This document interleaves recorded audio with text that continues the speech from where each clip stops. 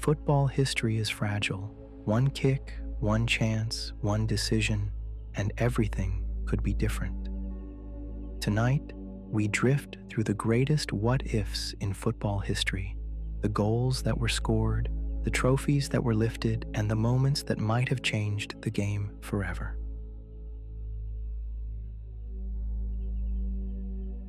What if United lost the 1999 final?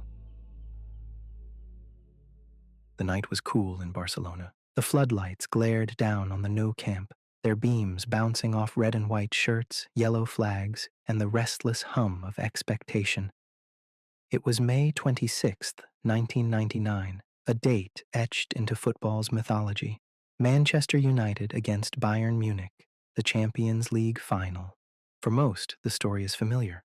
Two late goals, Ferguson's Red Army completing the treble, a climax so dramatic it feels closer to theater than sport. But close your eyes and imagine the ball bouncing differently. Imagine Ole Gunnar Solskjaer never poking it into the roof of the net. Imagine Bayern, not United, holding out. The alternate story begins in the very same minute.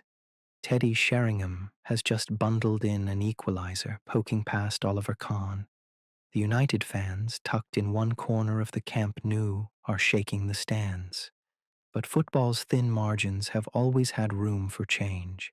The corner that followed, Beckham's curling delivery, the flick from Sheringham, and Solskjaer's immortal finish, could so easily have been cleared, sliced wide, or gathered by Kahn. The ball could have trickled out for a goal kick. One small shift, and United's treble dissolves into nothing. The Bayern reality. In this alternate universe, Bayern Munich are champions of Europe. Their dominance across 90 minutes is rewarded. Basler's free kick remains the winner, and their defensive discipline remembered as unbreakable. The image isn't Solskjaer cartwheeling away, but Lothar Matthäus lifting the famous trophy. It matters more than a cup. Bayern, denied at the death in reality, would have celebrated the coronation of a dynasty. Their late 90s team, already German champions, would have written themselves into the fabric of European football as the heirs to the great sides of the 1970s. The frustration that haunted them, the sense of being nearly men in Europe, vanishes. Instead, Bayern Munich are seen as the club that bridged the old and new eras of the Champions League. And perhaps, with that validation, the heartbreaks of the early 2000s, finals lost, semi-finals squandered, would have felt less defining. Bayern enter the millennium not as wounded giants, but as Europe's benchmark. And for United, a night remembered not for triumph, but heartbreak. The treble dream, stillborn on the biggest stage. The Ferguson question. In truth, Ferguson had already secured his status as one of English football's great managers by 1999. The Premier League dominance, the domestic doubles, the relentless rebuilding, it was all there. But without that treble, his aura is slightly less mythical. The greatest achievement line is gone, replaced by what might have been. Imagine the coverage in the morning papers. Headlines praising United's effort, but lamenting their missed opportunity. Instead of immortality, they are remembered as a fine team that fell just short. Ferguson, ruthless and driven, would no doubt have gone again. But without the treble, his dynasty doesn't glow with the same halo. For years after, rivals might whisper that he never quite conquered Europe in the way others did. Yes, there was 1991 with Aberdeen, and yes, there was United's 1999 run. But had it ended in defeat, his European record looks thinner. When historians compare him to men like Ancelotti or Guardiola, the scales might tilt differently. And Ferguson himself? Known for his resilience, yes. But managers are shaped by their defining moments. Without Barcelona in '99, his legend carries a missing piece. He would still retire with stacks of titles, but his story lacks the theater, the night that sealed his myth. The player's legacy. Solskjaer is not the baby-faced assassin etched into eternal folklore. He remains a loyal servant, a useful striker, but without that one flick of his boot, his career never has the sparkle that carried him back to Old Trafford as manager decades later. Sheringham, too, loses his place in memory. His equalizer, which brought hope in the 91st minute, fades into history without the winner that followed. Beckham's corner becomes just another set piece. And Peter Schmeichel, playing his last game for United, ends with defeat, not the crowning moment that saw him lift the Champions League trophy high above his head. His exit becomes bittersweet, his career lacking that fairy tale ending. Even Ryan Giggs, Paul Scholes, Roy Keane, though already legends, lose a certain shine. The treble was not just a medal, it was the summit of English club football.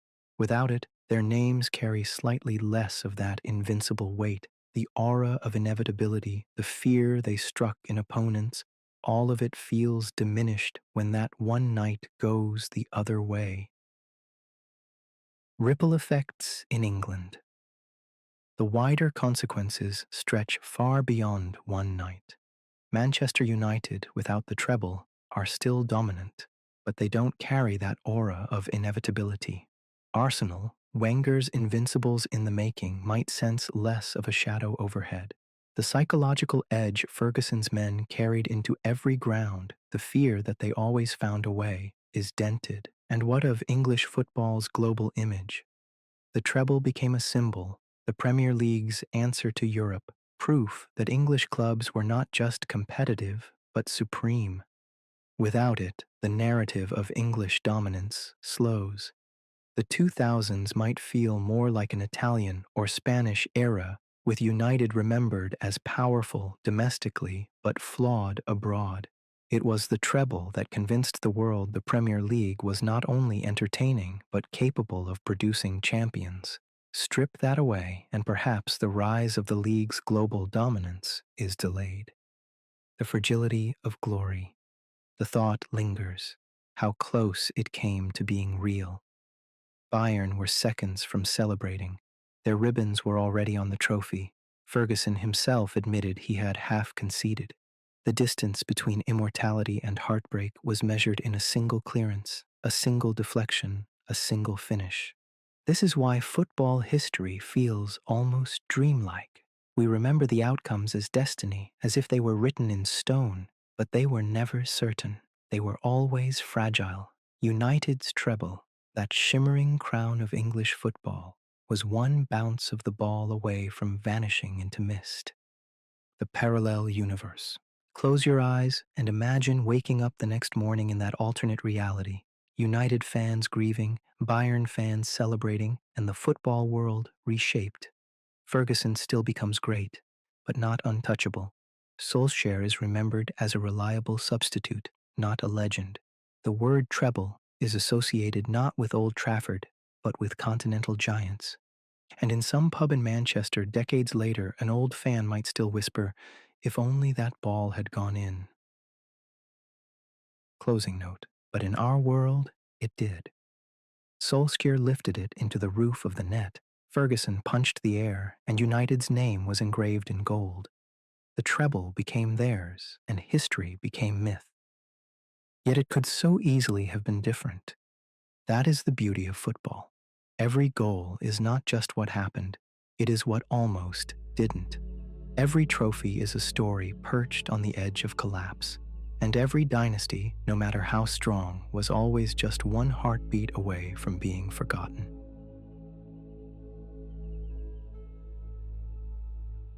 What if Liverpool lost in Istanbul? 2005. The air in Istanbul was thick that night, heavy with smoke, chants, and anticipation. The Ataturk Olympic Stadium was a sea of red and white, Milan's sleek black stripes cutting through Liverpool's endless banners. It was May 25th, 2005, the Champions League final, a night that began in despair and ended in miracle. The story, as we know it, is one of the most famous comebacks in football. AC Milan, powered by Kaká's elegance and Maldini's authority, stormed into a 3-0 halftime lead. For Liverpool, humiliation seemed inevitable. And yet, by dawn, Istanbul was draped in legend, a 3-3 draw, Jerzy Dudek's spaghetti-legged saves, and Steven Gerrard hoisting the European Cup. But football lives in fragile threads, so close your eyes and imagine something different. Imagine the comeback never happened. Imagine that Milan finished what they started, holding their 3-0 advantage, suffocating Liverpool's hope. Picture Gerrard walking off defeated, the red corner of the stadium silent, and Milan crowned champions of Europe once more. The Milan that might have been. For Carlo Ancelotti's Milan, the actual story of Istanbul became a scar, a trauma that lingered, even as they returned to lift the trophy 2 years later. But had they held firm in 2005, the legacy of that team might look very different. Paolo Maldini, already a legend, would have lifted yet another Champions League, adding a sixth star to his glittering career. Andriy Shevchenko, denied by Dudek's save in reality, might have scored the final goal that sealed the triumph, cementing his status as Europe's supreme striker of the era. That Milan side, with Cafu, Nesta, Pirlo, Gattuso, and Kaká, could have been remembered as one of the most ruthless and complete machines ever to dominate Europe. Instead of being defined by collapse, they would be defined by control. Their reputation would not be of heartbreak in Istanbul, but of supremacy on the grandest stage. And for Ancelotti, the coach who suffered through the collapse, his story takes a different hue. Instead of carrying the scar of that night, he leaves Istanbul as the victorious maestro, perhaps accelerating his rise into the conversation of managerial immortality. Well, Liverpool without a miracle, but it is Liverpool's story where the weight of this what if truly falls. Without Istanbul, the club remains adrift, their European pedigree left gathering dust. Think of Steven Gerrard sprinting to the fans after his headed goal in the comeback. That image is seared into memory. In the alternate world, there is no surge, no rallying cry. Gerrard walks down the tunnel, beaten, shoulders heavy under the burden of defeat. Would Gerrard's loyalty to Liverpool remain unshaken? In reality, the Istanbul triumph tied him emotionally to the club forever. Without it, perhaps the lure of Chelsea, who pursued him relentlessly, becomes irresistible. Imagine Gerrard in blue anchoring Jose Mourinho's midfield, chasing titles in London instead of carrying the weight of Liverpool's long wait. And Liverpool themselves? Without the miracle of Istanbul, their allure to new generations of fans is dulled. That victory reignited their identity as European royalty. Without it, their story through the 2000s becomes one of faded glory, a club clinging to history but unable to create new memories. Would Rafa Benitez have survived as manager without the triumph? His tactical acumen was undeniable, but Istanbul gave him a shield of immortality. Strip it away, and his tenure feels less iconic, his reign defined by domestic inconsistency rather than European magic. The English landscape. Istanbul mattered beyond Merseyside. It mattered for English football's reputation. At the time, the Premier League was still cementing itself as Europe's dominant force. United had conquered in '99, yes, but Arsenal and Chelsea were faltering in Europe. Liverpool's miracle added weight to the narrative of English resilience. Without that night, the story of English clubs in Europe through the 2000s looks weaker. Milan's victory reinforces Serie A's dominance, Italian football's golden generation of clubs shining brighter for longer. Perhaps the Premier League's eventual stranglehold on the Champions League, with United, Chelsea, and Liverpool all reaching finals later in the decade, is delayed, its foundations less convincing. And Gerrard's sliding doors. Consider Gerrard again. Istanbul was more than a trophy. It was the night he became eternal, the symbol of fight, defiance, and belief. Without it, his career looks different. He is still great, still a Liverpool icon, but not untouchable, not mythic. Had he moved to Chelsea, the implications ripple out further. Mourinho's Chelsea, already a force, might have become unstoppable with Gerrard's drive in midfield. The rivalry between Chelsea and United might have tilted further in Mourinho's favor, perhaps altering Ferguson's last decade in charge. And for England, Gerrard's role in the national team remains the same, but his aura is reduced. He is remembered as a talented captain without the shine of a European Cup, forever burdened by what might have been. The fans without their story. For Liverpool's fans, Istanbul wasn't just a trophy, it was a healing. Years of frustration of living in the shadow of past greatness found resolution that night. Without it, the weight continues. The weight of expectation grows heavier. The scars of Hillsborough, Heysel, and the barren years deepen. The chants that echo today, "We've won it 6 times," would lack one of their most powerful verses. The banners draped across the Kop would be one star lighter. The sense of European invincibility that Klopp's team later carried might not exist at all. Football is as much about stories as it is about statistics, and Istanbul was Liverpool's story, their miracle, their legend. Without it, the identity of the club feels less complete, less eternal. The fragility of the comeback. When you look back at the game itself, you realize just how fragile the comeback really was. Gerrard's header, Smicer's strike, Xabi Alonso's rebound from a saved penalty, each could have gone differently. Dudek's double save against Shevchenko defied logic. 9 times out of 10, the ball goes in. Milan had chances to kill the game even before extra time. They could have made it 4, 5, even 6. The fact Liverpool clawed back was as improbable as lightning striking twice. One small twist, a Milan clearance, a fingertip from Khan, a penalty not retaken, and Istanbul is remembered not as a miracle, but as a massacre. The parallel universe. Close your eyes and drift into that alternate dawn. Milan players lifting the cup, Liverpool fans silent in their corner, Gerrard's head bowed as the cameras linger. The commentary lines that echoed through generations. Liverpool were 3-0 down and they've pulled it back. Never exist. Instead, we speak of Milan's ruthlessness, their control, their deserved victory. For Liverpool, the long wait stretches further. The 2005 final is not a rebirth, but another scar. And perhaps, without that one night, their entire modern arc bends differently. Closing note. But in our reality, the miracle did happen. Gerrard lifted his arms, Istanbul erupted, and Liverpool's anthem, "You'll Never Walk Alone," became eternal once more. Football remembers the story that was, not the one that nearly unfolded. Yet it is worth remembering how fragile that night was, how close the dream came to dissolving. That is the beauty of football's what-ifs. Every triumph sits beside a shadow. Every miracle rests beside a ghost.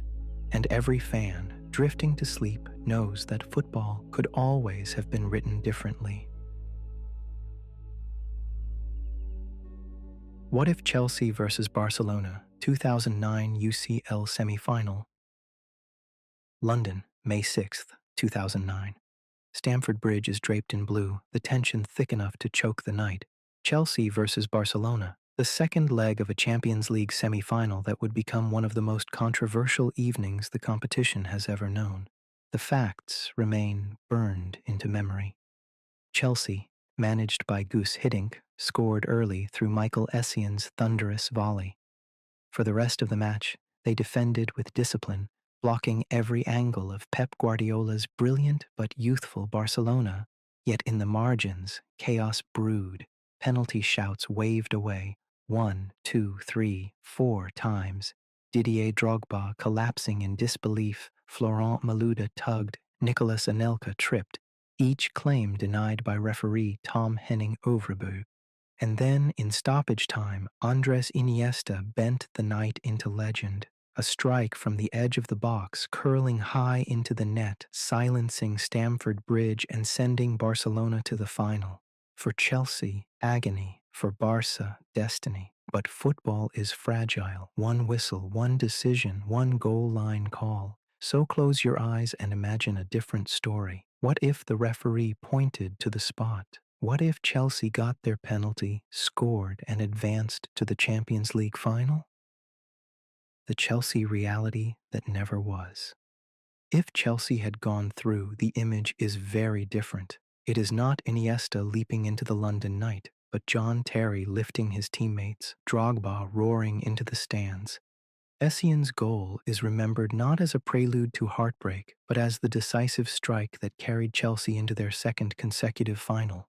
Hiddink, interim manager at the time, would be immortalized. His calm leadership, his ability to steady the club after the turbulence of Luis Felipe Scolari's dismissal would have been sealed with a place in history.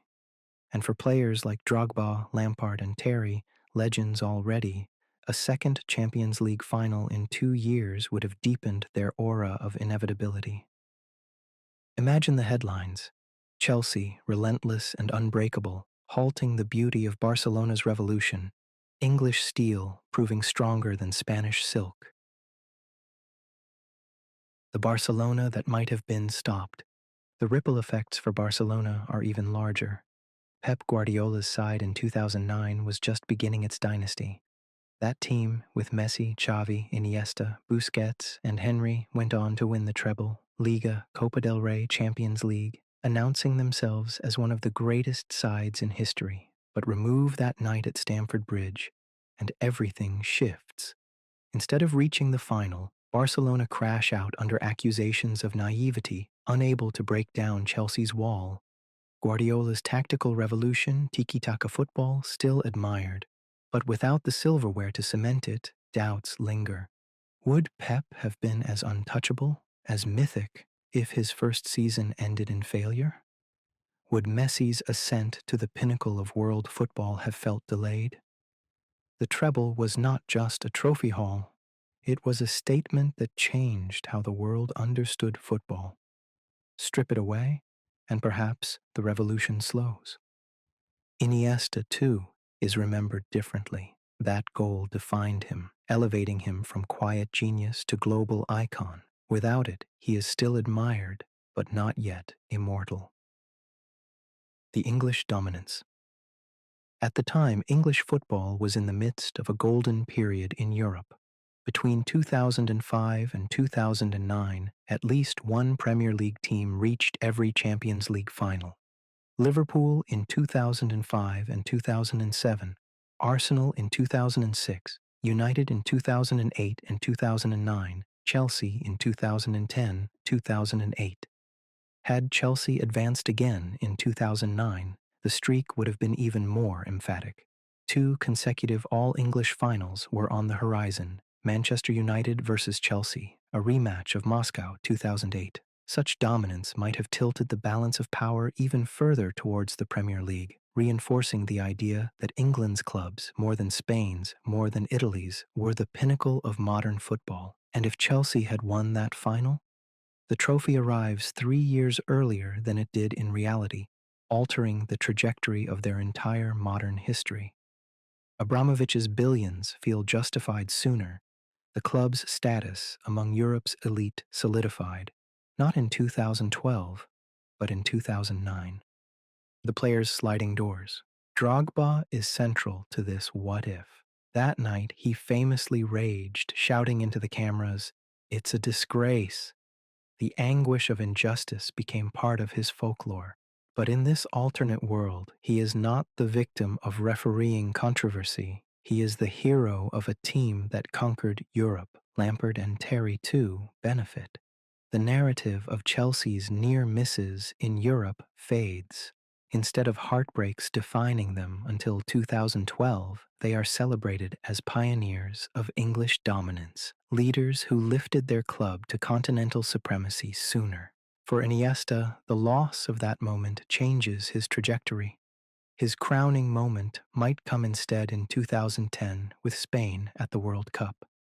But the absence of Stamford Bridge means his club career lacks one of its most iconic pages. And for Messi, the 2009 Champions League final in Rome was one of his first great stages, scoring against United and beginning his march to Ballon d'Or dominance.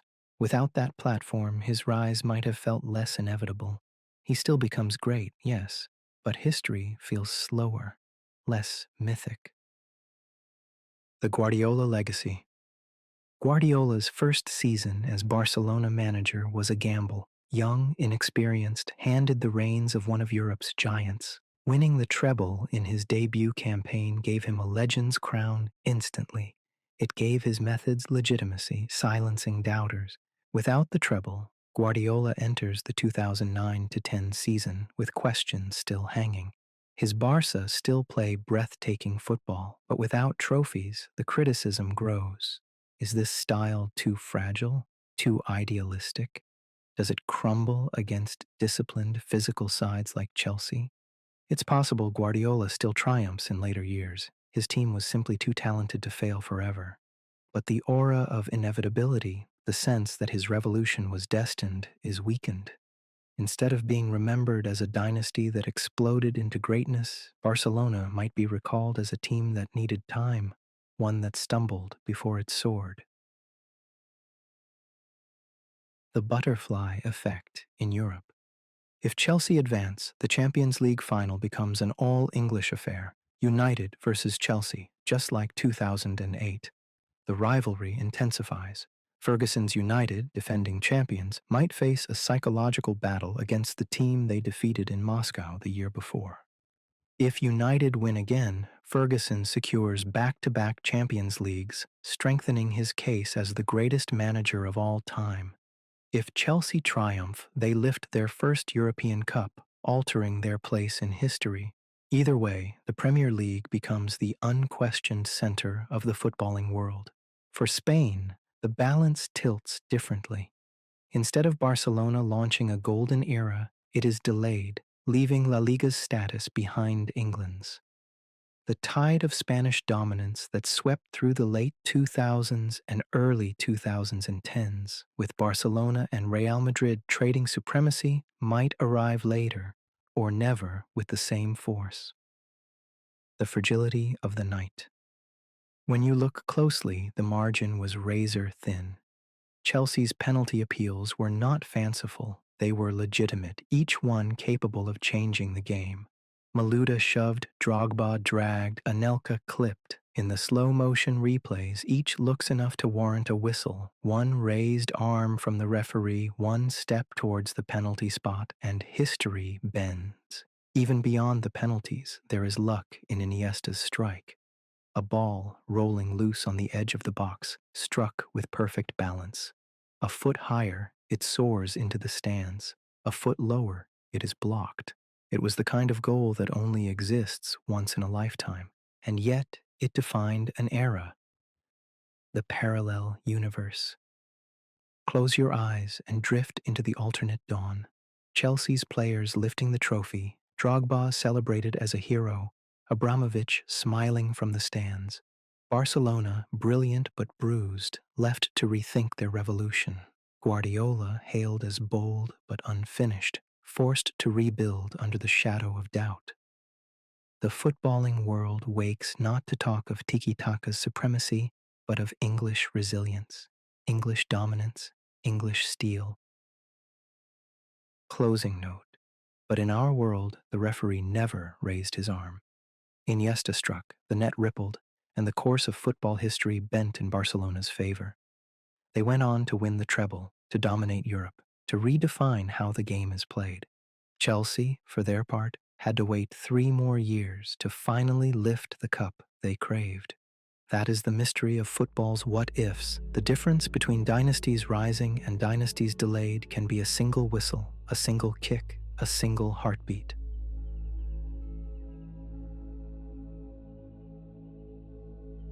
What if Zidane's headbutt never happened?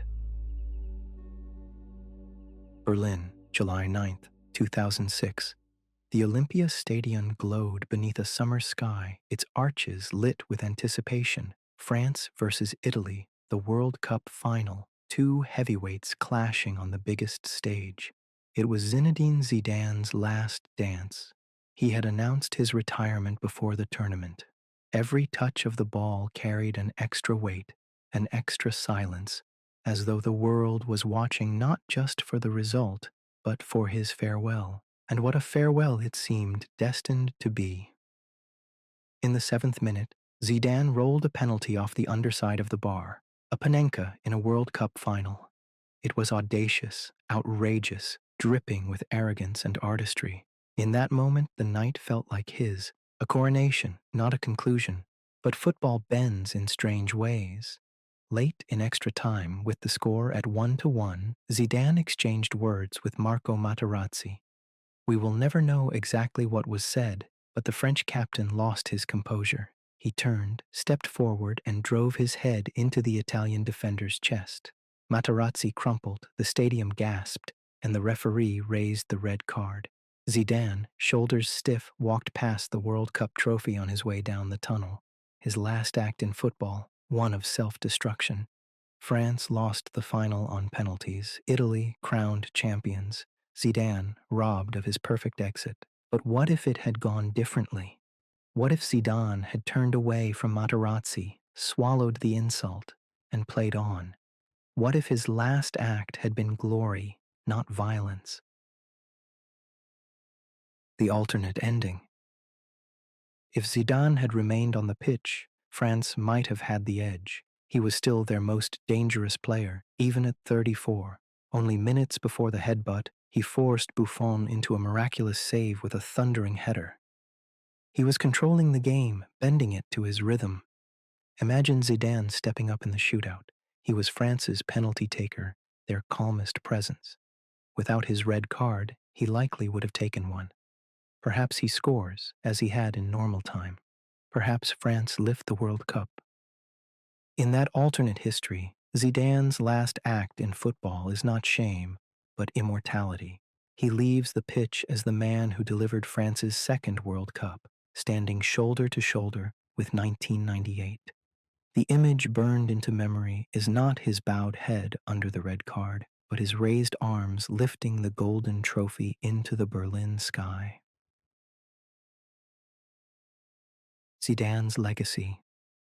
The headbutt became part of Zidane's myth, genius and madness, artistry and chaos. But without it, his legacy takes on a purer glow. He is remembered as the maestro who bowed out with perfection, the man who dared to Panenka in a final and then delivered the trophy. He would not be the man who lost his head. He would be the man who never blinked.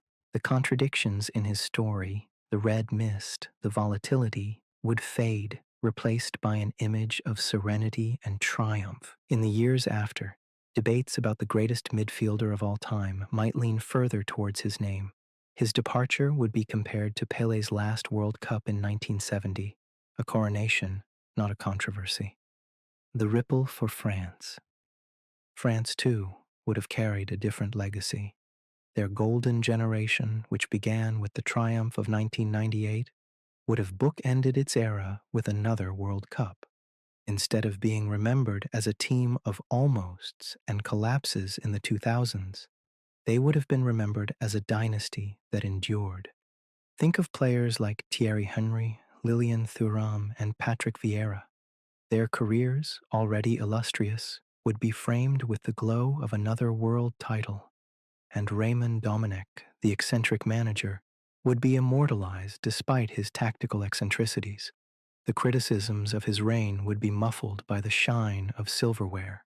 For French football, the barren years that followed might not have felt so heavy. The humiliation of 2010 in South Africa, the strikes, the collapses, the implosion, would still come perhaps, but softened by the memory of Berlin 2006 as triumph, not tragedy. The Italian loss. And what of Italy? Without Zidane's headbutt, perhaps they do not win.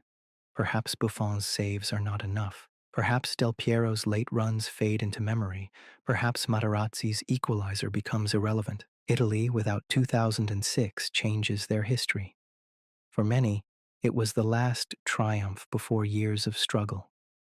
That World Cup became a balm after Calciopoli, the scandal that shook Italian football weeks before the tournament. It gave pride to a wounded nation.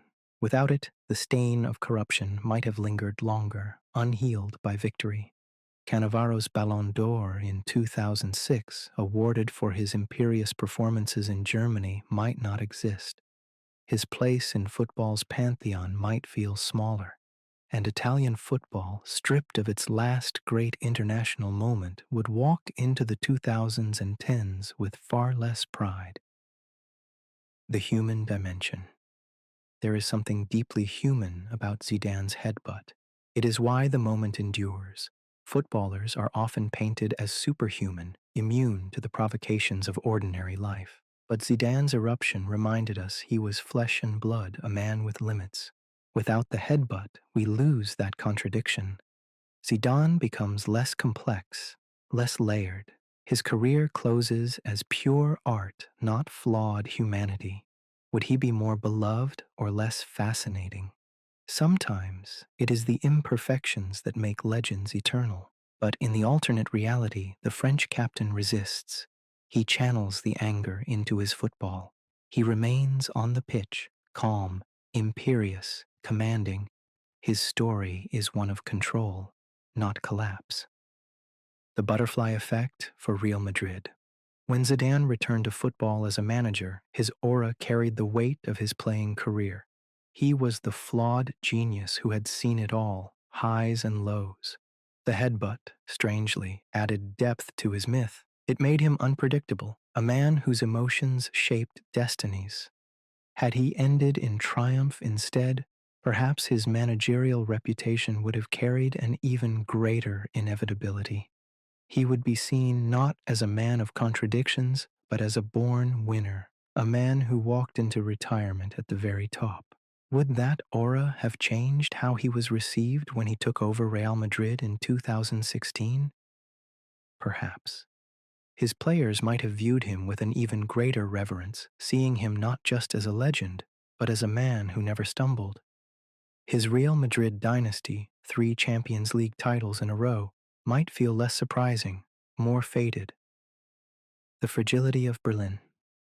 That final was always precarious. France dominated spells of play, but Italy were relentless. Buffon's save against Zidane's header was a fingertip away from rewriting the story even before the headbutt. The penalty shootout teetered on a knife edge. In truth, the margins were as thin as a blade of grass. Zidane's explosion tipped them towards Italy. Remove it, and perhaps the scales tilt back towards France. The parallel universe. Close your eyes and picture Berlin without the headbutt. Zidane raises his arms after scoring in the shootout. Henry runs to embrace him. Thuram lifts him onto his shoulders, and France lifts the World Cup again. The streets of Paris erupt. Marseille's port fills with song, and Zidane retires as a god. Materazzi, instead of being remembered as the man who provoked Zidane, fades into the backdrop of history. The Italian triumph evaporates, the French dynasty strengthened, and in the years that follow, when people whisper about Zidane, they don't ask, why did he do it? They ask only, was he the greatest we've ever seen? Closing note. But in our world, Zidane did lose his temper. He did lower his head, he did walk past the trophy, and he did leave football in chaos, not calm. It remains one of the most unforgettable images in the game, the genius undone by his own passion. That is football's strange poetry. Every crown carries the possibility of collapse. Every farewell carries the chance of fracture. Zidane's story could have been perfection. Instead, it became human. And perhaps that, too, is why we remember. What if Ronaldo's knees never failed him? There are players who dazzle. There are players who dominate. And then there was Ronaldo Luis Nazario de Lima, simply Ronaldo. For those who saw him at his peak, the memory is impossible to shake. The blur of acceleration, the feints that sent defenders into the grass, the cold precision in front of goal. He was not just quick, he was explosive, not just skillful, he was surgical. At his best, he felt like a cheat code, a player built for a game that could not quite contain him. But Ronaldo's story is as much about fragility as it is about brilliance. Twice, his knees gave way, devastating injuries that robbed him of years in his prime. And yet, even with those lost years, he still became a two-time World Cup winner, a two-time Ballon d'Or winner, and the scorer of goals that felt more like events than statistics. So close your eyes and imagine something different. Imagine the ligaments never snapped, the tendons never tore. Imagine Ronaldo without the surgeries, without the crutches, without the lonely months of rehabilitation. Imagine the phenomenon uninterrupted. Crow. The arrival of a prodigy. By the mid-1990s, Ronaldo had already become football's next great hope. At PSV Eindhoven, still a teenager, he scored goals that left even seasoned defenders bewildered. Barcelona snapped him up, and in the 1996-97 season, he produced one of the greatest individual campaigns in history. 47 goals in 49 games. He was only 20. He had everything: pace, power, close control, composure. Defenders could not match him for strength nor anticipate his movement. He was a storm, arriving with too much force for anyone to withstand. It was no surprise when Inter Milan paid a world record fee to bring him to Italy. Serie A, then the toughest league in the world for strikers, was suddenly his playground, and in his first season, he tore it apart. Defenders accustomed to slow, tactical duels found themselves chasing shadows. By 21, Ronaldo was already being spoken of in the same breath as Pelé, Maradona, Cruyff. The fall of the knees. But football is cruel. In 1999, disaster struck. Ronaldo ruptured the tendons in his knee. Months of rehabilitation followed, only for him to suffer a second catastrophic injury in 2000, tearing the tendon again within minutes of his comeback. For many, that was supposed to be the end. And yet, it wasn't. He fought back, dragging himself through years of doubt and despair, returning in time to light up the 2002 World Cup in South Korea and Japan. 8 goals, a golden boot, a redemption arc for the ages. He reclaimed the Ballon d'Or. But even then, he was never quite the same. The acceleration had dulled, the explosiveness reduced. He was still lethal, still brilliant, but no longer the unstoppable force of his youth. The alternate career. So what if the knees had held? What if 1999 and 2000 passed without injury, leaving Ronaldo free to build on his early brilliance? At Inter, he might have carried them to the Champions League. That side, built around him, was already competitive. With Ronaldo at his peak, they could have rivaled the giants of Milan, Juventus, and Madrid. The narrative of Serie A in the early 2000s might have revolved not around tactical rigidity, but around a striker who redefined what was possible. For Brazil, the implications are enormous. Ronaldo missed most of the 2001 years, leaving him uncertain heading into the 2002 World Cup.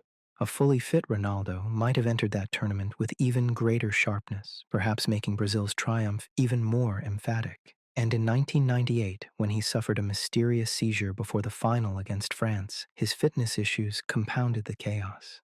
A fully healthy Ronaldo might have entered that game differently, perhaps even altering the result. Imagine it. Brazil winning not only in 2002, but also in 1998. Ronaldo lifting 2 World Cups before turning 27. The legend accelerates into a stratosphere reserved for only Pelé.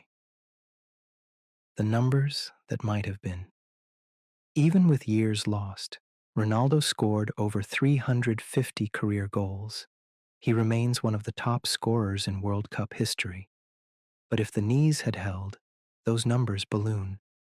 Picture 4 or 5 extra years at the very top, where he was scoring 30, 40, 50 goals a season. He might have reached totals rivaling Messi and Cristiano Ronaldo. The GOAT debate, which in our world revolves around Messi and CR7, might have included R9 as an equal, perhaps even as the standard. And beyond the numbers, there is the spectacle. More years of defenders spinning, more stadiums gasping, more children imitating the stepovers in playgrounds across the world. Like the rivals reframed. Without injuries, Ronaldo's place in history might alter how we see others. Would Zidane's 1998 final be remembered the same way if Ronaldo had been fully fit? Would Thierry Henry, Samuel Eto'o, or Ruud van Nistelrooy have dominated headlines in the 2000s, or would Ronaldo's shadow have loomed too large? Even Cristiano Ronaldo's rise at Manchester United and Real Madrid might have been framed differently. Instead of inheriting the mantle of Ronaldo, he would always be compared to the phenomenon who never stopped. The clubs that could have changed. Without injury, Ronaldo may never have left Inter in the same way. His decline in fitness and clashes with the club eventually pushed him towards Real Madrid. But if he had remained unstoppable, perhaps Madrid would have built their Galacticos around an even sharper Ronaldo, with fewer concessions to fading fitness. And at Madrid, with Ronaldo in peak condition, perhaps the early 2000s dominance extends even further. Instead of winning their last Champions League of the Galactico era in 2002, they might have added another in 2003, 2004, or 2005. For Barcelona, too, the echoes are felt. His single season at the club in 1996 to 97 remains iconic. Without injury, perhaps he returns one day at his peak, not in decline. Messi's early years at Barca might have overlapped with a still phenomenal Ronaldo, creating a partnership football can only dream of. The human cost. But there is also something strangely powerful about the story we did receive. Ronaldo's injuries made him mortal. His comebacks made him human. Watching him in 2002, heavier, slower, but still deadly, was like watching a man wrestle fate itself. Every goal in Japan and South Korea was a battle against time, against doubt, against his own body. Without the injuries, perhaps we never get that story of resilience.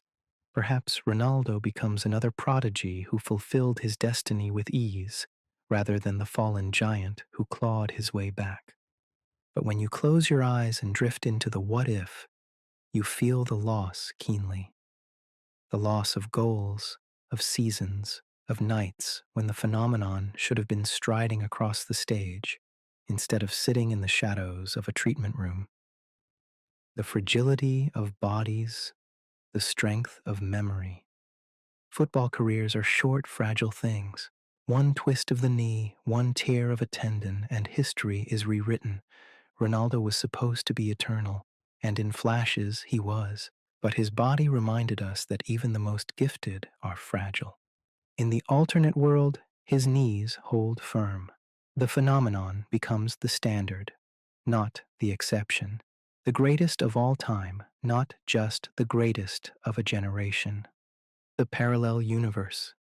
Imagine it. Ronaldo at 35, still sharp, still explosive, his records unreachable, his legacy untouchable, children speaking his name with the same reverence as Pelé, Messi, and Cristiano. Brazil celebrating not 5 World Cups, but 6, perhaps 7, Inter and Real Madrid each carrying an extra European crown. His story closes not with regret, but with inevitability, a player who had it all and never lost it. Closing note. But in our reality, his knees did fail, and in their failure, they gave us a different kind of story, one of resilience, of humanity, of triumph against fragility. Ronaldo became immortal not because he never fell, but because he always rose again. That is the strange beauty of football. Legends are not just written by what they achieve, but by what they overcome. Ronaldo's knees broke, but his myth did not.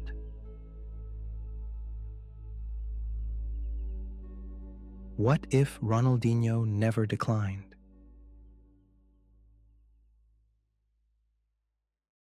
There are players who win matches. There are players who win trophies. And then there are players who make the game feel like magic. Ronaldinho belonged to the last group. For a brief, incandescent stretch in the mid-2000s, he was the most joyful footballer on the planet. A magician in boots, smiling as he played, bending physics with the flick of a toe or the sway of a hip, Crowds gasped when he touched the ball because they never quite knew what was coming, only that it would be beautiful. He won the World Cup with Brazil in 2002, the Ballon d'Or in 2005, the Champions League with Barcelona in 2006. He turned the Bernabeu into a theater, dribbled past defenders like they were blades of grass, and inspired a generation of children to try elasticos and no-look passes in the schoolyard. And then, almost as quickly as he rose, he faded. By 2008, Ronaldinho was leaving Barcelona, his brilliance dulled by late nights, by a loss of discipline, by the erosion of sharpness that once made him untouchable. His decline felt cruel, like a magician leaving the stage before the trick was done. But what if it had been different? What if Ronaldinho had never declined so quickly? What if he had stretched his peak into the late 2000s and beyond, building a dynasty on his artistry? The height of the magician. At his peak, Ronaldinho was unplayable. He had pace, yes, and dribbling, of course, but what made him unique was his imagination. He saw passes no one else saw, attempted shots no one else dared, turned moments of ordinary football into performances of improvisation. Between 2004 and 2006, he was the best player in the world by consensus. Even fans of rival clubs applauded him. At the Santiago Bernabeu, after a masterclass in which he dribbled through Real Madrid's defense and scored twice, the home crowd rose to give him a standing ovation. Few players in history have commanded that kind of respect. And yet, by 2008, his magic had dulled. Injuries played a part, but lifestyle more so. He trained less rigorously, he enjoyed Barcelona's nightlife, and the razor-sharp edges of his brilliance softened. Pep Guardiola, newly installed as manager, made the ruthless decision to move him on, opening the door for Lionel Messi to step fully into the spotlight. The alternate path. So what if Ronaldinho had chosen differently? What if he had matched his genius with relentless discipline, maintaining the sharpness of his peak? Barcelona might have looked very different. Imagine a version of Guardiola's team that did not begin with Messi as the undisputed star, but with Ronaldinho still at his apex. Perhaps the two share the stage, combining in ways we can only dream of. Messi's development into the greatest player of his generation might have been slower, tempered by Ronaldinho's brilliance still casting a shadow. The famous 2009 treble, instead of being remembered as Messi's coronation, might have been Ronaldinho's encore. He would not only be remembered for his artistry, but for his longevity, his ability to sustain greatness. Brazil reimagined. For Brazil, too, the story changes. Ronaldinho entered the 2006 World Cup as the reigning Ballon d'Or winner, the face of world football. Brazil were favorites, their team stacked with stars: Ronaldo, Kaká, Adriano, Cafu, Roberto Carlos. And yet, their campaign fizzled. Ronaldinho, dulled by fatigue and form, could not inspire them past the quarterfinals. Had he been at his sharpest, Brazil might have gone further. Perhaps they claim the 2006 crown in Germany, adding a sixth star to their shirt. Ronaldinho, not Zidane, becomes the face of that tournament. And in 2010, when Brazil once again faltered, a still peak Ronaldinho could have been the creative spark they lacked. Instead of being a player remembered mostly for 2002 and a handful of club seasons, he might have carried his country through an entire decade of dominance. And the ripple for Messi. This is where the alternate reality becomes fascinating. Messi, the heir apparent, was waiting in the wings throughout Ronaldinho's Barcelona tenure. The Brazilian welcomed him, even assisted his first goal for the club, pointing to the teenager and declaring him the future. But in our world, Ronaldinho's decline cleared the path. By 2008, Pep built his team around Messi, giving him the freedom to become what he became, arguably the greatest of all time.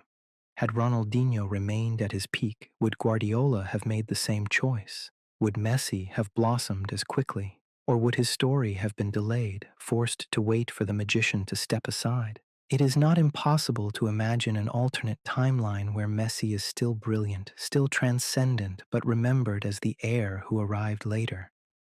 And in that gap, Ronaldinho's legacy grows even larger. The clubs that might have changed. Beyond Barcelona, Ronaldinho's extended brilliance would have reshaped European football. If he had remained dominant into the late 2000s, perhaps he never leaves for AC Milan in 2008. Perhaps Barca's dominance stretches even further. The Guardiola era infused not only with Messi, Xavi, and Iniesta, but with Ronaldinho still weaving his magic. Real Madrid's Galacticos project, already floundering in the mid-2000s, might have suffered further humiliation if Ronaldinho's Barca crushed them year after year. The balance of power in Spain would tilt even more sharply towards Catalonia. And in Europe, a sharper Ronaldinho might have given Barcelona more Champions League crowns in that era, perhaps denying United in 2008 or stopping Inter's run in 2010. The landscape of European dominance shifts, its banners painted more heavily in Blaugrana. Oh, the global icon. Even with a shortened peak, Ronaldinho became a global icon. His smile, his tricks, his joy, they transcended football. Children across continents wore his name, tried to replicate his dribbles, watched his highlights on early YouTube compilations. But with longevity, his influence might have grown even larger. Imagine another 5 years of him ruling the game.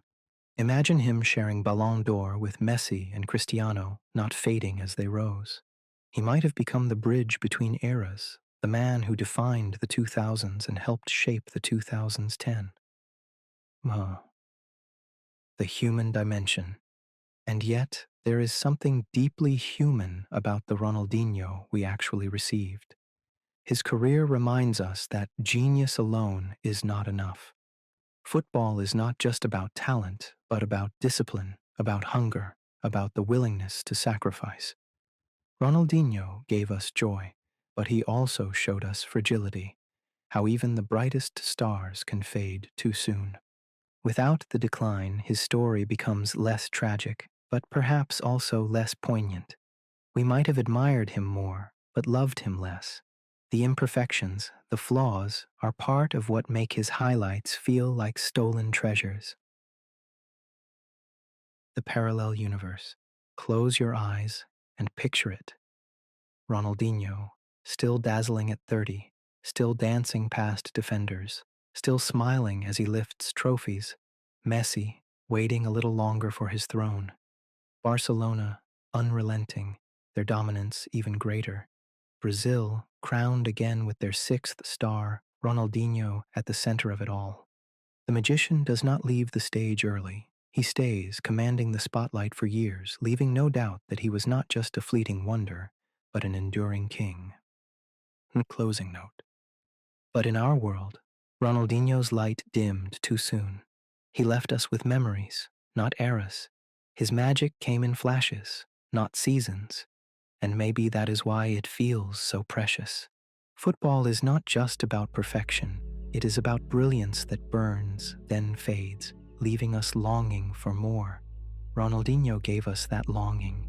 He left us wondering what could have been, and that, too, is a kind of immortality.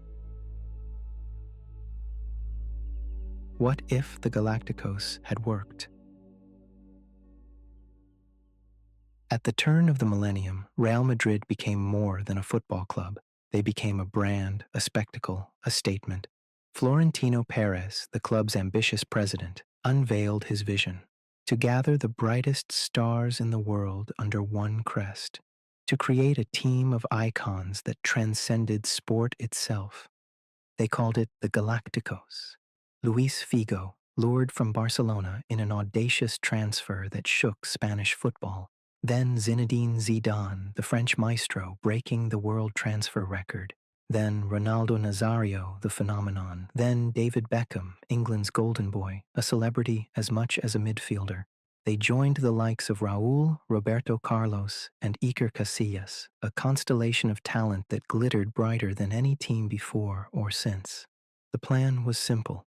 If you assembled the best, you would get the best. Football, like mathematics, would be undeniable, and for a time, it worked. Zidane's volley in the 2002 Champions League final remains one of the most beautiful goals ever scored.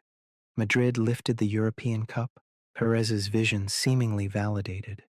But after that, cracks appeared. Defensive balance weakened, egos clashed, managers rotated, and the team that should have been invincible became erratic. For all the stars, the Galacticos won only one Champions League. But close your eyes and imagine if it had gone differently. Imagine the Galacticos not as a flawed experiment, but as a dynasty.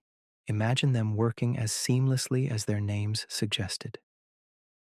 The dream realized. In the alternate world, Perez's gamble pays off. Figo's intelligence meshes with Beckham's crossing, Zidane's elegance knits Ronaldo's explosiveness, and Raúl thrives as the local talisman among the imported icons. Instead of imbalance, there is harmony. Instead of indulgence, there is cohesion. Real Madrid, in this universe, dominate Europe through the early 2000s. They win not only in 2002, but again in 2003, 2004, and beyond. The Champions League, once elusive, becomes their annual stage. Their domestic dominance stretches past Valencia and Deportivo, crushing Barcelona's early revival before it takes shape. By 2006, the narrative is not of failure, but of a dynasty unrivaled. The Galacticos are remembered not for selling shirts, but for conquering trophies. The ripple on Barcelona. In reality, Madrid's stumbles opened the door for Barcelona's resurgence. Ronaldinho's arrival in 2003 began to tilt the balance of Spanish football. By the mid-2000s, Barca were ascendant, setting the stage for Messi's dynasty. But if the Galacticos had worked, Barcelona's rise might have been delayed or even diminished. Ronaldinho's brilliance might have been dulled by Madrid's supremacy. Messi, entering the first team in 2004-05, might have grown in the shadow of an unstoppable rival. His story delayed, his dominance questioned. The tiki-taka revolution under Guardiola in 2009, that glittering treble, might never have taken root with Madrid standing unmovable. Instead, the narrative of Spanish football in the 2000s might be of Madrid's empire, not Barcelona's artistry. The Ballon d'Or landscape. In our reality, Ronaldinho, Kaká, Messi, and Cristiano Ronaldo carried the Ballon d'Or torch through the late 2000s. Zidane and Ronaldo Nazario, though iconic, saw their peaks shortened by decline or injury. But in the alternate world, with Madrid ruling unchallenged, their stars collect more individual accolades. Zidane, already revered, adds another Ballon d'Or or two. Ronaldo, fully fit and scoring in finals, secures his claim as the greatest striker of all time. Beckham, so often dismissed as more brand than brilliance, becomes validated by medals, remembered not just as a celebrity, but as a core architect of success. The 2000s Ballon d'Or history books, instead of scattering across leagues and nations, might simply list one name repeatedly: Real Madrid. The manager's legacy. Part of the Galacticos' failure lay in the instability of the dugout. Vicente del Bosque, who balanced egos with calm authority, was dismissed after winning the league in 2003. His replacements struggled to manage the constellation of stars. In the alternate world, Del Bosque stays. His man management binds the squad together. Instead of chaos, there is continuity. Madrid become not only entertainers, but winners. The managerial carousel of the 2000s slows, and Perez himself is vindicated. His vision, often accused of being naive, becomes prophetic. The buy stars, win trophies model, already copied by clubs like Chelsea and PSG in later years, gains ironclad proof. Impact on Europe. What of Europe's other giants? Without Madrid's stumbles, Milan's run in the mid-2000s might look different. The iconic 2005 final in Istanbul, Liverpool's miracle, might never happen if Madrid dominate the bracket. Juventus, Arsenal, Bayern all feel the ripple. The Champions League's 2000s era, instead of being remembered for unpredictability, is remembered for Madrid's supremacy. Just as the 2000s belonged to the Galacticos, the 2000s belonged to the Galacticos. The Brazilian legacy. Ronaldo Nazario, in our reality, was already hindered by injuries. But even as his explosiveness faded, Madrid's failures dulled his shine further. In the alternate history, Ronaldo scores in Champions League finals, lifts multiple European Cups, and adds to his already brilliant international legacy. For Brazilian football, it changes the hierarchy of icons. Ronaldinho and Kaká might not rise as high if Ronaldo's flame burns longer in Madrid. Instead of passing the crown to the next generation, the phenomenon rules the decade, his knees and his team never failing him. The global game. One of Perez's goals with the Galacticos was commercial dominance, and in reality, Madrid still achieved it.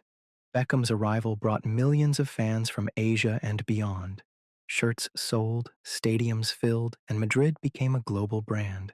But imagine if the marketing was matched with medals. Real Madrid would not only be the most famous club, but the most successful, their reach overwhelming. For children growing up in the 2000s, choosing a team would be no choice at all. Real Madrid would be destiny.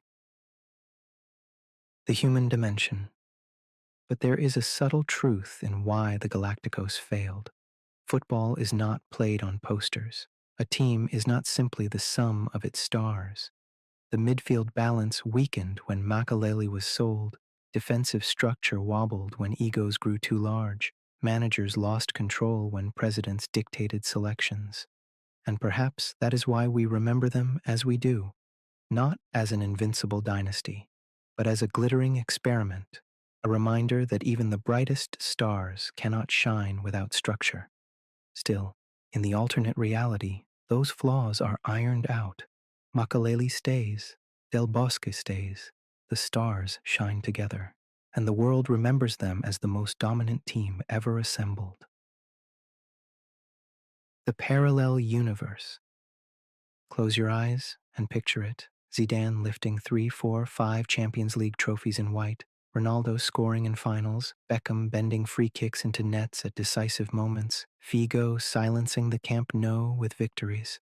The Galacticos are not just a marketing slogan, they are reality. And in this world, Real Madrid are not chasing their 10th Champions League in 2014. They have already surpassed it years before. Closing note. But in our reality, the Galacticos flickered rather than burned. They gave us moments, not eras. They sold dreams, but not dominance.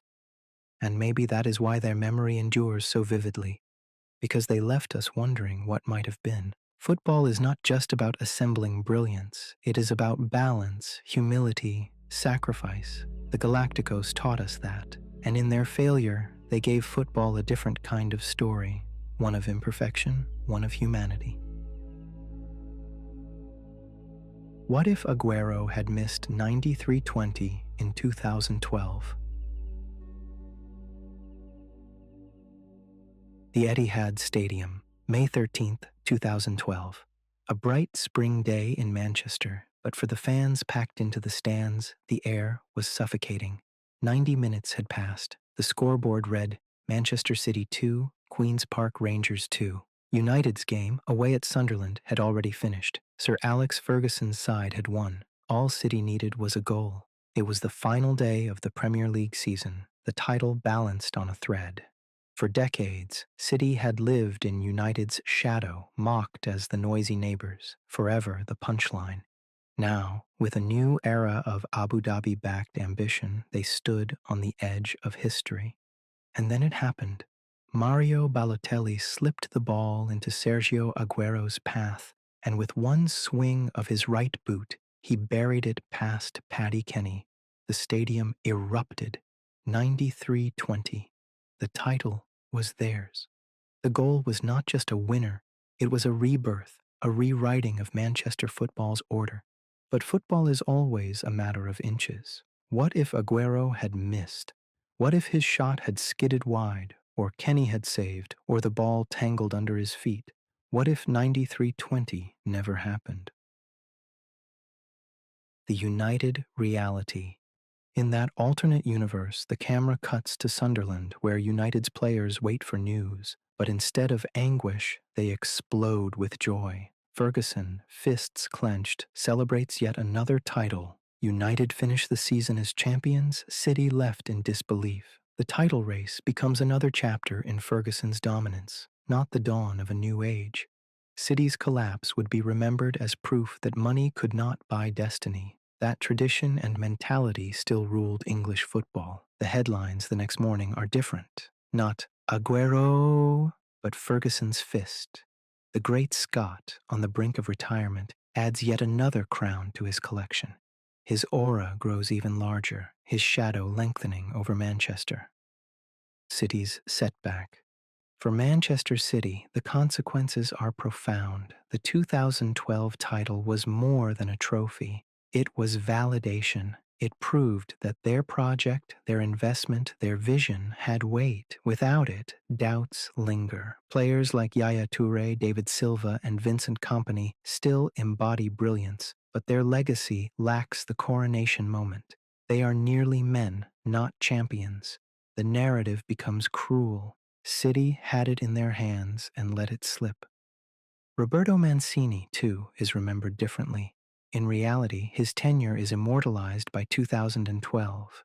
Without that title, his time at the club feels incomplete, his dismissal inevitable but less fondly recalled. Even the club's recruitment strategy could have wavered. Winning breeds momentum, defeat breeds hesitation. The summer of 2012, instead of building a dynasty, might have brought questions, doubts, and reshuffles. The Ferguson farewell. The most significant ripple is Ferguson. In reality, he retired in 2013, having reclaimed the league from City the following season. But had he won in 2012, perhaps he retires then, going out at the very top, the champion of England once more. His farewell becomes one of pure dominance. No bitter taste, no dethroning, just the great man walking away with yet another title, his legend even more untouchable. And if he leaves in 2012, how does United's succession play out? David Moyes was chosen to replace him in 2013, but with an earlier transition, perhaps the story changes. Or perhaps not. Perhaps United's decline begins a year sooner. Either way, Ferguson's final bow glows even brighter. The balance of Manchester. Aguero's goal was not just about a title, it was about power. In that single moment, City stepped out of United's shadow. They were no longer noisy neighbors, they were champions. Without the goal, that power shift is delayed. United's supremacy lingers longer. City remain the upstarts, the project not yet legitimized. The city of Manchester continues to be painted red, not divided. The Premier League narrative. The 2012 finale is often described as the greatest ending in league history. The drama, the chaos, the release. Without Aguero's goal, the story is flatter. United winning yet again, City falling short, familiar, predictable. The Premier League's global expansion benefited from 93.20. That moment became a commercial, a trailer, a memory to sell to new fans across the world. Without it, the league still grows, but it lacks its most cinematic climax. Must the players' legacies. For Aguero, everything changes. He was already a brilliant striker, but that goal made him immortal. Without it, he is still great, but not mythic. The statue outside the Etihad does not exist. His name is not shouted in pubs around the world whenever drama unfolds. For Balotelli, his assist in that goal remains his last for City. Without it, his story is less poetic, more chaotic. For Kompany, Silva, Toure, their titles come later, but without the magic of that first one. Even Joe Hart, leaping in celebration in 2012, becomes less iconic. Their dynasty still arrives eventually under Pellegrini and Guardiola, but the foundation moment is gone. The butterfly effect on Guardiola. Would Pep Guardiola have taken over City if the project had faltered in 2012? Likely yes. The infrastructure, the investment, the ambition were all there. But the lack of early validation might have made the club feel less stable, less inevitable. Guardiola, ever meticulous, might have weighed his options differently. Perhaps Bayern remains his long-term home. Perhaps another project lures him instead. Aguero's miss might not just alter 2012, but the entire shape of the 2010s. City's dominance under Guardiola might still come, but perhaps later, perhaps lighter. The human dimension. And yet, part of what makes 93-20 resonate is how fragile it was. Aguero's control was perfect, his strike clean, his timing impeccable. But it could so easily have gone differently. A bobble of the pitch, a slip of the boot, a hand from Kenny. History erased. That fragility is what gives the goal its power. It reminds us that legends are born not from inevitability, but from inches. The parallel universe. Close your eyes and picture the alternate morning. City fans wake in silence, hearts broken, shirts still damp with tears. United fans flood Manchester, celebrating yet another triumph, mocking their rivals with chants of failure. Ferguson's dynasty extends, the balance of power unmoved. Aguero is remembered as brilliant, but not divine. City are still wealthy, still ambitious, but not yet crowned. The moment never becomes a memory. Closing note. But in our reality, the shot went in. The net rippled, the stadium erupted, and football gained one of its greatest ever moments. City became champions, Aguero became immortal, and the course of Manchester's rivalry bent forever. Football is fragile. Sometimes greatness is decided not over a season, not over 38 games, but in 1 second, one strike, one swing of the boot. 93-20 was that second. And the fact it might never have been is what makes it unforgettable. What if Gerrard hadn't slipped in 2014? Anfield, April 27, 2014. The Kop was a sea of red, the atmosphere thick with destiny. Liverpool were on the brink. After years of waiting, years of near misses, they were 3 games away from reclaiming the Premier League title. Their captain, Steven Gerrard, had declared it himself weeks earlier, his words echoing across the stadium after victory over Manchester City. This does not slip. But football has a cruel sense of irony. Against Chelsea in the dying minutes of the first half, Gerrard took a touch too heavy. His boot slid on the grass. Demba Ba pounced, raced through, and scored. Anfield fell silent. The slip became legend. Not the triumphant kind, but the tragic one. Liverpool lost that day, lost momentum, and lost the title. But close your eyes and imagine something different. Imagine Gerrard takes that touch cleanly, controls the ball, and Liverpool see out the game. No slip, no goal, no collapse. What happens then? Liverpool's title. If Gerrard had stayed on his feet, Liverpool might well have won the 2013-14 title. They were unstoppable in attack, scoring 101 goals that season. Luis Suarez, at the peak of his brilliance, scored 31. Daniel Sturridge added 21. Raheem Sterling buzzed with youthful energy. Gerrard, in a deeper role, was orchestrating everything. A win against Chelsea would have kept Liverpool in control. Even a draw would have left them favorites. Instead, the defeat opened the door for Manchester City, who slipped through and claimed the crown. Without the slip, the door stays shut. Liverpool lift the Premier League for the first time since 1990. The redemption of Gerrard. The moment would have transformed Gerrard's legacy. Already a Liverpool legend, already beloved, the one missing piece in his story was a league title. Istanbul in 2005 gave him immortality in Europe, but the Premier League drought haunted both him and the club. Had Liverpool won in 2014, Gerrard's name would be etched not only in European nights, but in English League history. His tears at the final whistle would have been remembered as catharsis, not heartbreak. His slip would never be spoken of. Instead, we would talk of his leadership, his destiny fulfilled. It would have been the perfect bookend to his career, the captain who carried his boyhood club back to the summit against all odds. The Suarez factor. For Luis Suarez, the implications are profound. In reality, he left Liverpool that summer for Barcelona, seeking trophies he could not win in England. But if Liverpool had won the title, perhaps he stays longer, building a dynasty at Anfield. Imagine another season of Suarez, Sturridge, Sterling, and Gerrard. Perhaps Liverpool push on, becoming regular challengers. The famous front three of Klopp's era might never have formed because the timeline bends. Instead of rebuilding, Liverpool are already champions, already validated. And for Suarez, his Ballon d'Or chances might have grown. In 2014, he finished second only to Cristiano Ronaldo in voting. A Premier League title to his name might have tipped the scales. The ripple for City and Chelsea. For Manchester City, losing the 2014 title delays their ascent. They still have the resources, still have the players, but their narrative weakens. Instead of claiming their second Premier League crown, they remain in United's shadow and Liverpool's.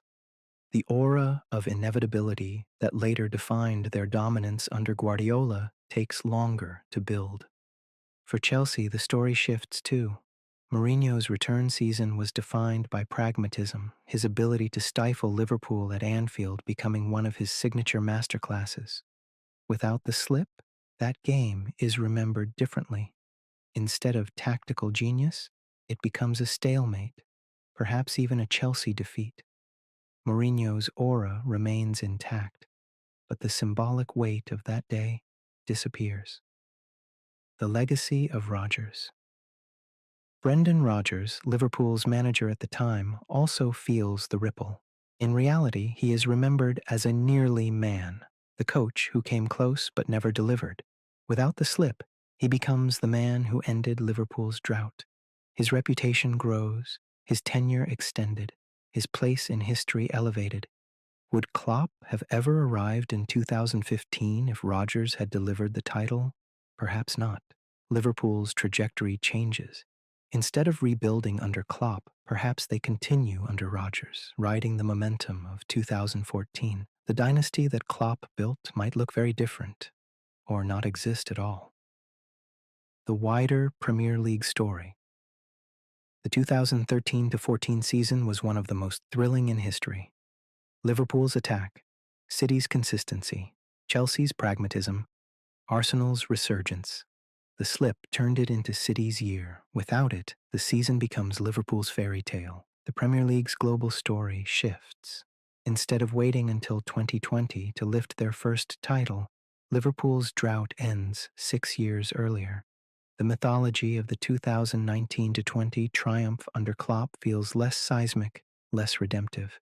Instead, Liverpool fans talk about 2014 the way United fans talk about 1999, the season of destiny. The human dimension. And then there is the human cost. Gerrard's slip became a meme, a taunt, a wound. Rival fans sang about it for years, the image replayed endlessly. For Gerrard, it became a shadow over an otherwise brilliant career. Remove it, and his story changes entirely. Instead of being haunted, he is celebrated. His tears become tears of joy. His embrace with teammates becomes the photograph of a champion, not a broken man. Football is cruel because it immortalizes both triumph and failure. Gerrard's slip is proof of that. Without it, his life after football might even feel lighter, less burdened by that single tragic moment. The fragility of a step. When you watch the replay, it seems so small. A single slip, a patch of grass, a stumble underfoot. Gerrard tries to recover, but the damage is done. Ba runs through, scores, and history shifts. It is almost absurd that decades of waiting, years of toil, and a season of brilliance could all hinge on one moment of lost footing.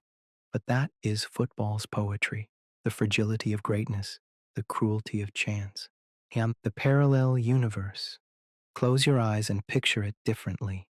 Gerrard controls the ball, spreads it wide, and Liverpool see out the half. The second half brings goals, perhaps from Suarez, perhaps from Sterling. The cop roars. The final whistle sounds. Liverpool win.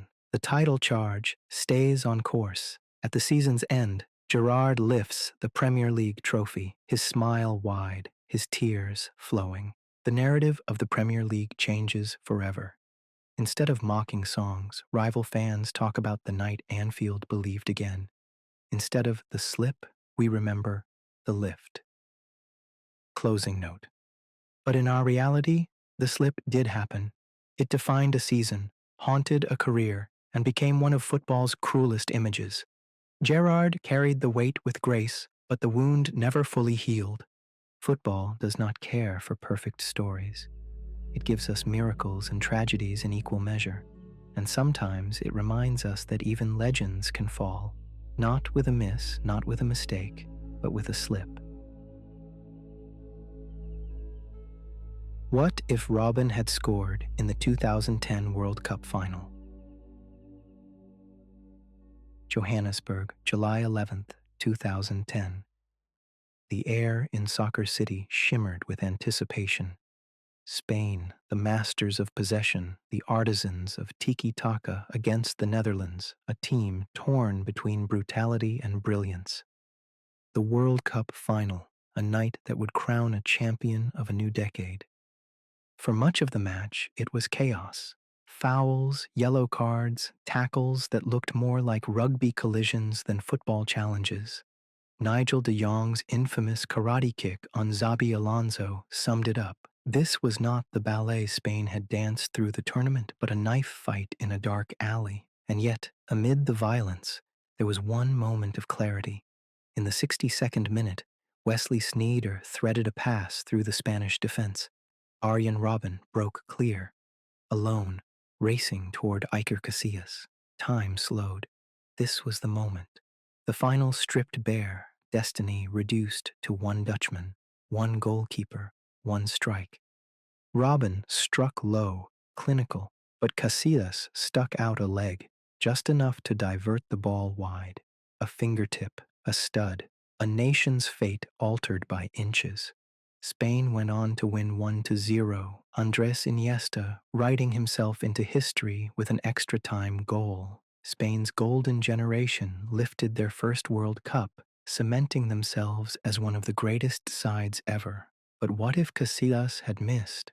What if Robben's shot had rolled cleanly into the net? What if the Netherlands had won their first World Cup in 2010? The Dutch destiny. Had Robben scored, the Netherlands would finally have broken their curse. 3 times before, they had reached the World Cup final, 1974, 1978, and 2010. 3 times they fell short. They were the eternal bridesmaids, the greatest footballing nation never to win. Robben's goal would have ended that narrative forever. The Orange would be champions of the world, their name engraved alongside Brazil, Italy, Germany, Argentina. Their generations of near misses would be redeemed in one kick. For Sneijder, Robben van Persie, Dirk Kuyt, and Captain Giovanni van Bronckhorst, immortality would be theirs. The class of 2010 would stand shoulder to shoulder with Cruyff's 1974, but with a trophy in their hands, not just dreams. And for Robben himself, so often criticized as a nearly man, a winger who missed big chances, that goal becomes his signature, the defining image of his career. Spain without the crown. The ripple for Spain is seismic. That golden generation, which dominated from 2008 to 2012, won 2 European championships and 1 World Cup. Without Johannesburg, their legend is incomplete. Yes, they still lifted Euro 2008, their first major trophy in decades. And yes, they would still go on to defend their European crown in 2012 with a 4-0 demolition of Italy. But without the World Cup, their place in football's pantheon changes. Instead of being remembered as the greatest national team of the modern era, they become something less. A brilliant side, but flawed. Champions of Europe, but not of the world.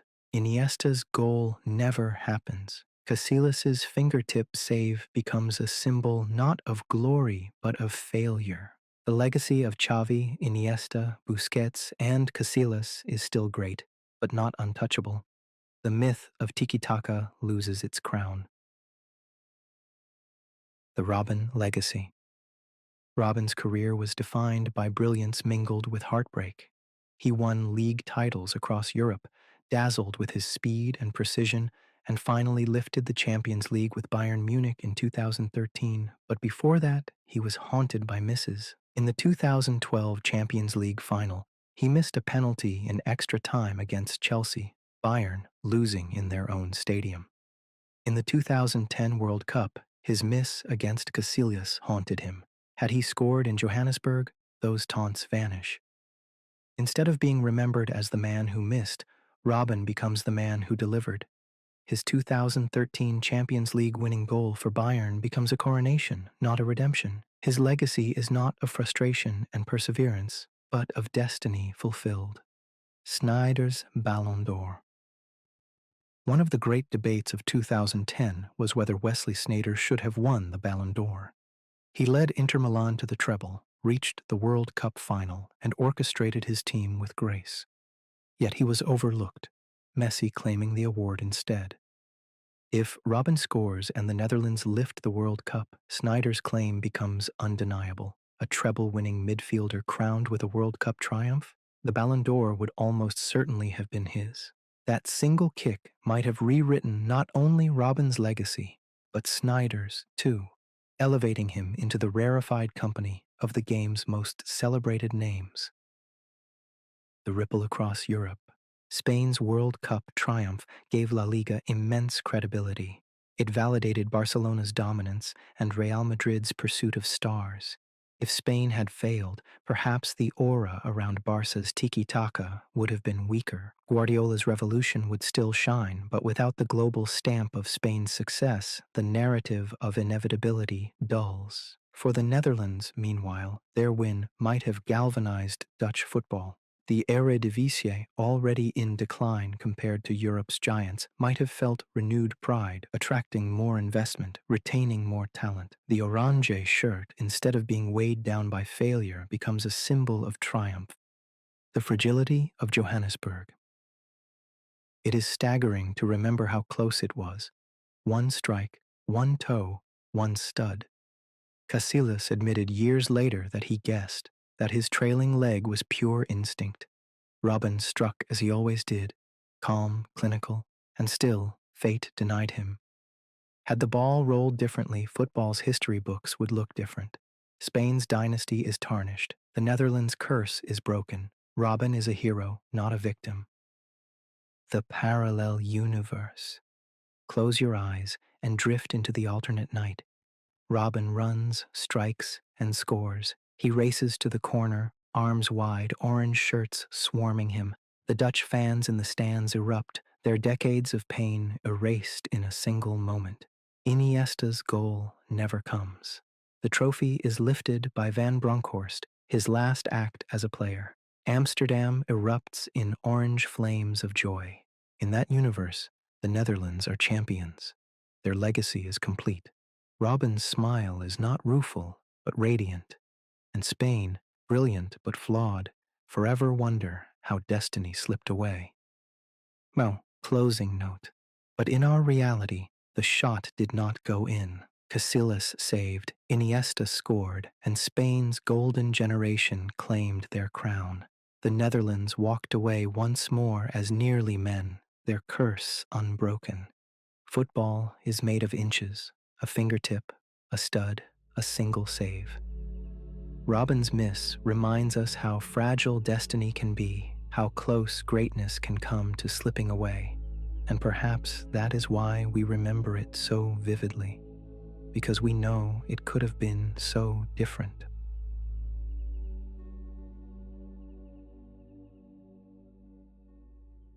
What if the Super League had happened?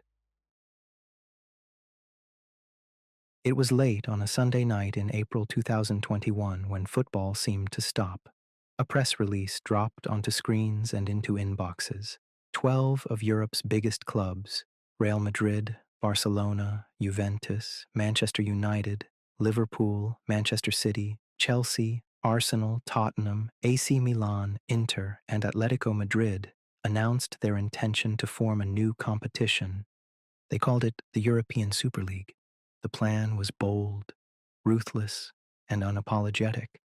A closed shop tournament where the richest and most powerful clubs would compete against each other week after week, immune from relegation, shielded from risk, guaranteed riches. For some, it was the logical next step. Football had long been drifting toward commercialization. For others, it was sacrilege, a betrayal of everything the game stood for. The backlash was immediate. Fans protested outside stadiums, pundits fumed on live television, governments threatened legislation. Within 48 hours, the project collapsed. Clubs withdrew one by one, issuing apologies, insisting they had listened to the fans.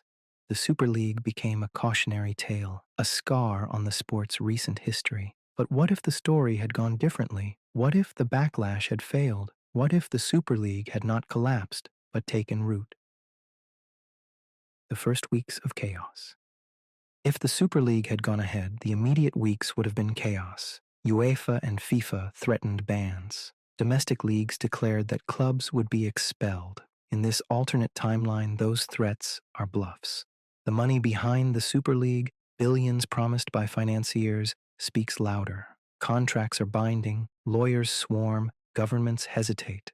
The Champions League, once the crown jewel of European football, is suddenly second tier. The Premier League, La Liga, Serie A, stripped of their biggest names, their global reach diminished overnight. Fans tune in reluctantly at first to watch Real Madrid versus Manchester United on a Tuesday night, then Barcelona versus Liverpool on a Wednesday. The spectacle is undeniable. The old rhythms of midweek football change forever. The death of the pyramid. The most profound shift is the destruction of football's pyramid. For over a century, the sport has been built on meritocracy. Clubs rise and fall through divisions, small towns dreaming of giants, minnows facing giants in cup upsets. The Super League breaks that link. No more dreams of Ajax conquering Madrid or Porto shocking Europe. The ladder is pulled up, the door closed. For smaller clubs, the financial impact is devastating. Without the lure of playing against the giants, broadcasting deals shrink. Domestic football becomes a local affair, while global audiences drift to the Super League. Leicester, Sevilla, Atalanta, their moments in the sun vanish. The romance of the game, the possibility that anyone could rise, is gone. The player's dilemma. For the players, the Super League presents a dilemma. In 2021, FIFA threatened to ban Super League participants from the World Cup. In this alternate world, the ban is never enforced. The power of the clubs is too strong. But the tension lingers. Players are torn between tradition and opportunity. Would Lionel Messi have ended his career in the Super League rather than League One? Almost certainly. Cristiano Ronaldo at Juventus would have remained in the shop window. Young stars like Kylian Mbappe and Erling Haaland would have grown up with no choice but to join. The Super League becomes the gravitational center. Every player with ambition gravitates towards it. Domestic leagues become stepping stones, not stages. The fans divided. The fiercest opposition to the Super League came from fans. Protests outside Stamford Bridge, Liverpool banners torn down at Anfield, chants of betrayal across England, Spain, and Italy. In our world, those protests won. But in this alternate history, they lose. The Super League goes ahead despite them. Some fans walk away, disillusioned. Others begrudgingly accept, tuning in because the football is still irresistible. Over time, resistance fades. The human memory is short. Barcelona versus United on a Wednesday night becomes normal. The anger of April 2021 turns into nostalgia, a story told to younger fans. We tried to stop it, but it was too late. The end of the Champions League. Perhaps the saddest casualty is the Champions League. Without its giants, it becomes hollow. Bayern Munich, PSG, Borussia Dortmund remain clubs that rejected the Super League, but their victories ring hollow. Winning the Champions League without Madrid, without Barca, without Liverpool feels like winning half a trophy. By 2025, the Champions League withers, its significance forgotten. The anthem, once spine-tingling, fades into irrelevance. Children no longer dream of those Tuesday nights. They dream of the Super League instead. The economic divide. The financial consequences are immense. The Super League clubs, already wealthy, become untouchable. Broadcasting deals funnel billions into their coffers. Stadiums expand, global fan bases grow, commercial partnerships multiply. Meanwhile, domestic leagues shrivel. Without their biggest draws, they are worth less to broadcasters. Sponsorships dry up.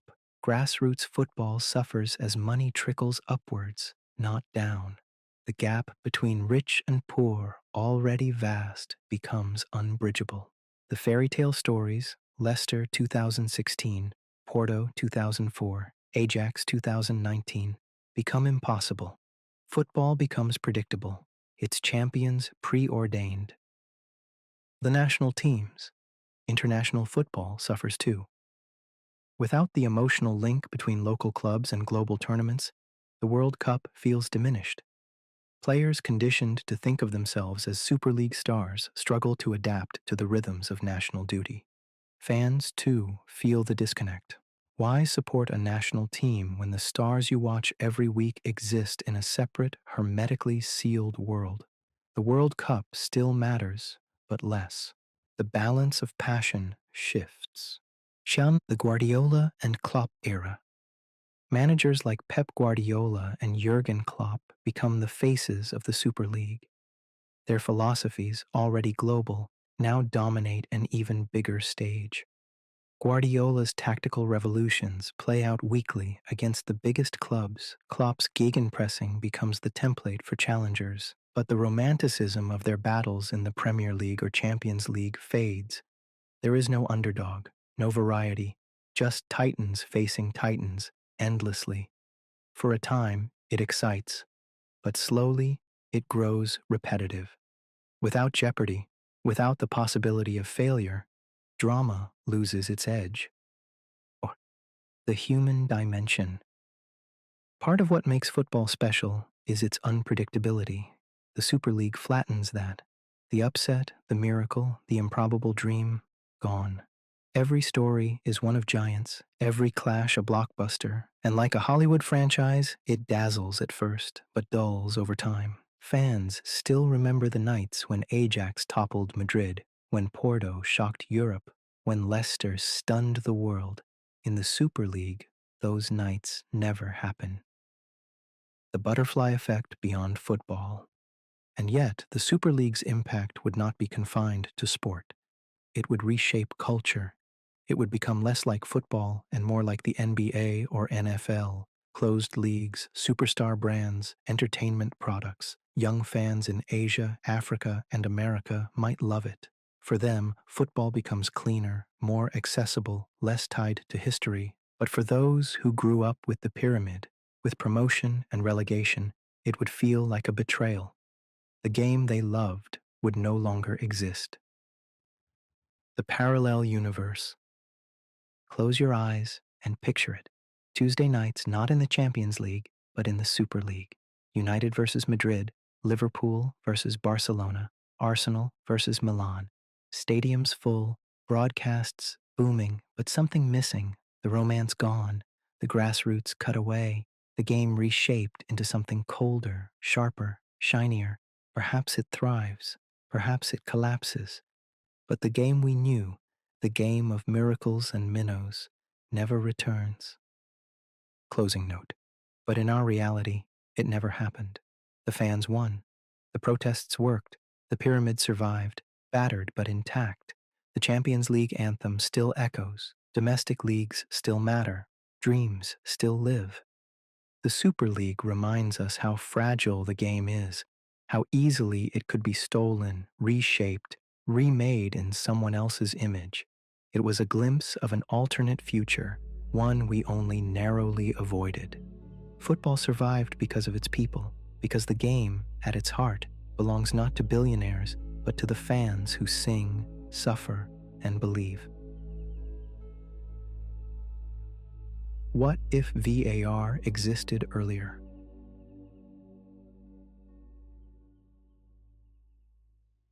For as long as football has been played, there have been debates. Was it over the line? Was he offside? Was that a handball? Fans have argued in pubs, in living rooms, in the stands about decisions that bent the course of history. Referees were human, fallible, armed with only a whistle and a pair of eyes. Mistakes weren't just part of the game, they shaped it. Then, in 2018, video technology was introduced. VAR, Video Assistant Referees, a system designed to correct the most glaring errors. Goals could be checked, penalties reviewed, red cards scrutinized. The intent was simple: to make the game fairer, to prevent another hand of God, another injustice etched into memory. But what if VAR had existed earlier?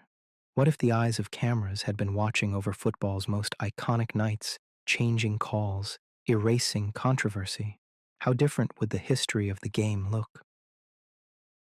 Lampard's Ghost Goal, 2010. South Africa, 2010 World Cup, round of 16, England versus Germany. The old rivalry rekindled on a grand stage. Germany were leading 2-1 when Frank Lampard hit a shot from outside the box. It crashed off the crossbar, bounced a yard over the line, and spun back into play. Everyone saw it. The players, the crowd, the millions watching on TV. Everyone except the officials. No goal. Play waved on. Germany went on to win 4-1. With VAR, the decision would have been immediate. Goal, England 2, Germany 2. The match rebalanced, momentum shifted. Perhaps England take the game further. Perhaps they pull off a famous win. The legacy of that team, so often ridiculed, changes. The tournament itself shifts. It is not exaggeration to say that one missed call rewrote England's history. VAR would have changed it in seconds. Thierry Henry's Hand of God, 2009. A year earlier, in 2009, another injustice unfolded. France versus Ireland, a World Cup playoff. In extra time, Thierry Henry controlled the ball with his hand before squaring it for William Gallas to score. The referee missed it. France went to South Africa. Ireland stayed home. With VAR, the handball is clear. The goal is disallowed. Ireland play on, perhaps score, perhaps qualify. Imagine the ripple. A World Cup without France, one of the game's giants. A tournament reshaped. A nation's heartbreak erased. Henry, one of the most beloved strikers of his generation, saw his legacy tainted by that moment. With VAR, it never happens. He retires free of the shadow. What South Korea 2002, the giant killings. One of the most controversial tournaments in history came in 2002 when co-hosts South Korea stunned Italy and Spain on their way to the semifinals. Against Italy, Francesco Totti was sent off for diving, wrongly. Against Spain, 2 Spanish goals were disallowed, both legitimate. South Korea advanced, fueled by controversy. With VAR, those decisions vanish. Totti stays on the pitch. Spain's goals stand. Italy or Spain progress. South Korea's miracle run ends. The fairy tale becomes a footnote. The ripple is massive. The 2002 World Cup is remembered not for its controversy, but for the triumph of one of Europe's giants. And for Asia, football's great breakthrough moment is delayed. The pride, the proof that the continent could compete, never arrives. Diego Maradona, the Hand of God, Ainun Nunzik, perhaps the most famous injustice of them all. Mexico City, quarter-final, 1986. Maradona, at the height of his powers, jumps with England's Peter Shilton. He punches the ball into the net. The referee misses it. Argentina take the lead. Minutes later, Maradona scores the goal of the century, dribbling through the entire England team. The 2 goals together defined him: genius and guile, artistry and mischief. But with VAR, the hand of God is erased, disallowed. The match reverts to 0-0. Does Maradona still score his wonder goal? Perhaps, but the mythology changes. The hand of God becomes a scandal remembered for what it nearly was, not what it became. Maradona's career is still brilliant, but his legend is different. Argentina may still win the cup, but without the hand of God, the story lacks its most infamous twist. Barcelona versus Chelsea, 2009. One of the most infamous Champions League nights, Chelsea versus Barcelona, semi-final, 2009. A series of penalty appeals waved away by referee Tom Henning Overebu.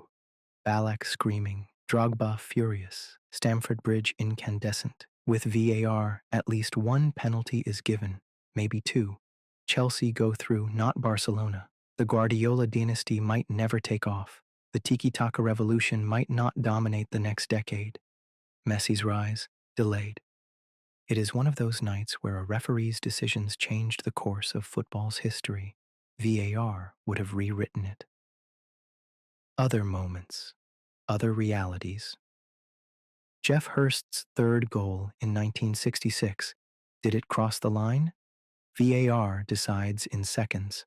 Perhaps England's only World Cup win never happens. Italy versus Australia, 2006. Totti's late penalty, debated for years, reviewed and perhaps overturned. Does Italy's march to the title falter? Portugal versus England, 2006. Cristiano Ronaldo's infamous wink, Wayne Rooney's red card. VAR reviews, tempers flare differently.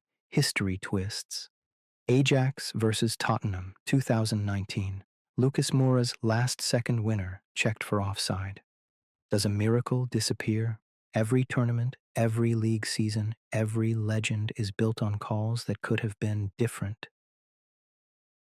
The butterfly effect. The most fascinating thing about imagining VAR earlier is not just the corrected calls, but the ripple effects. If England beat Germany in 2010, does Capello's reign survive? Does Lampard's generation shed the label of underachievers? If Ireland qualify in 2010, does France crumble without them? If Barcelona fall in 2009, does Guardiola's project stumble before it begins? Does Messi still become Messi?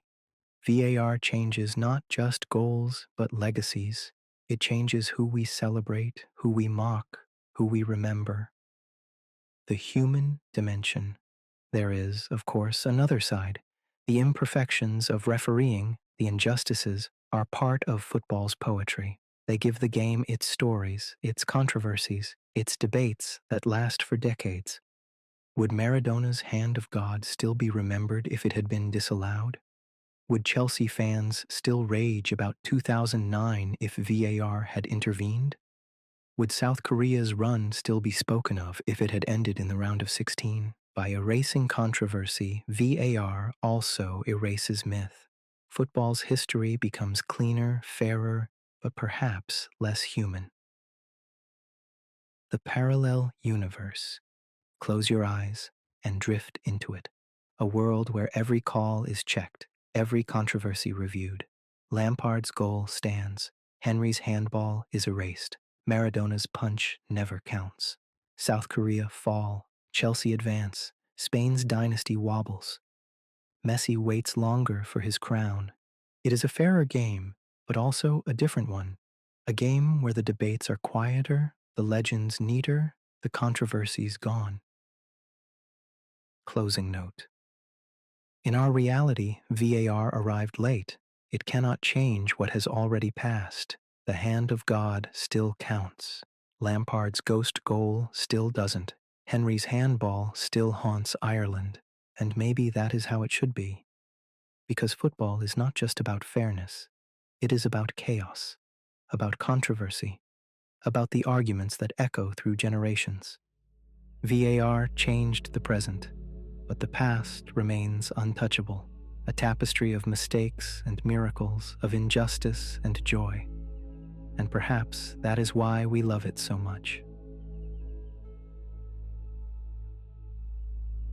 What if United had sacked Sir Alex early? Old Trafford, the late 1980s. The theatre of dreams was restless.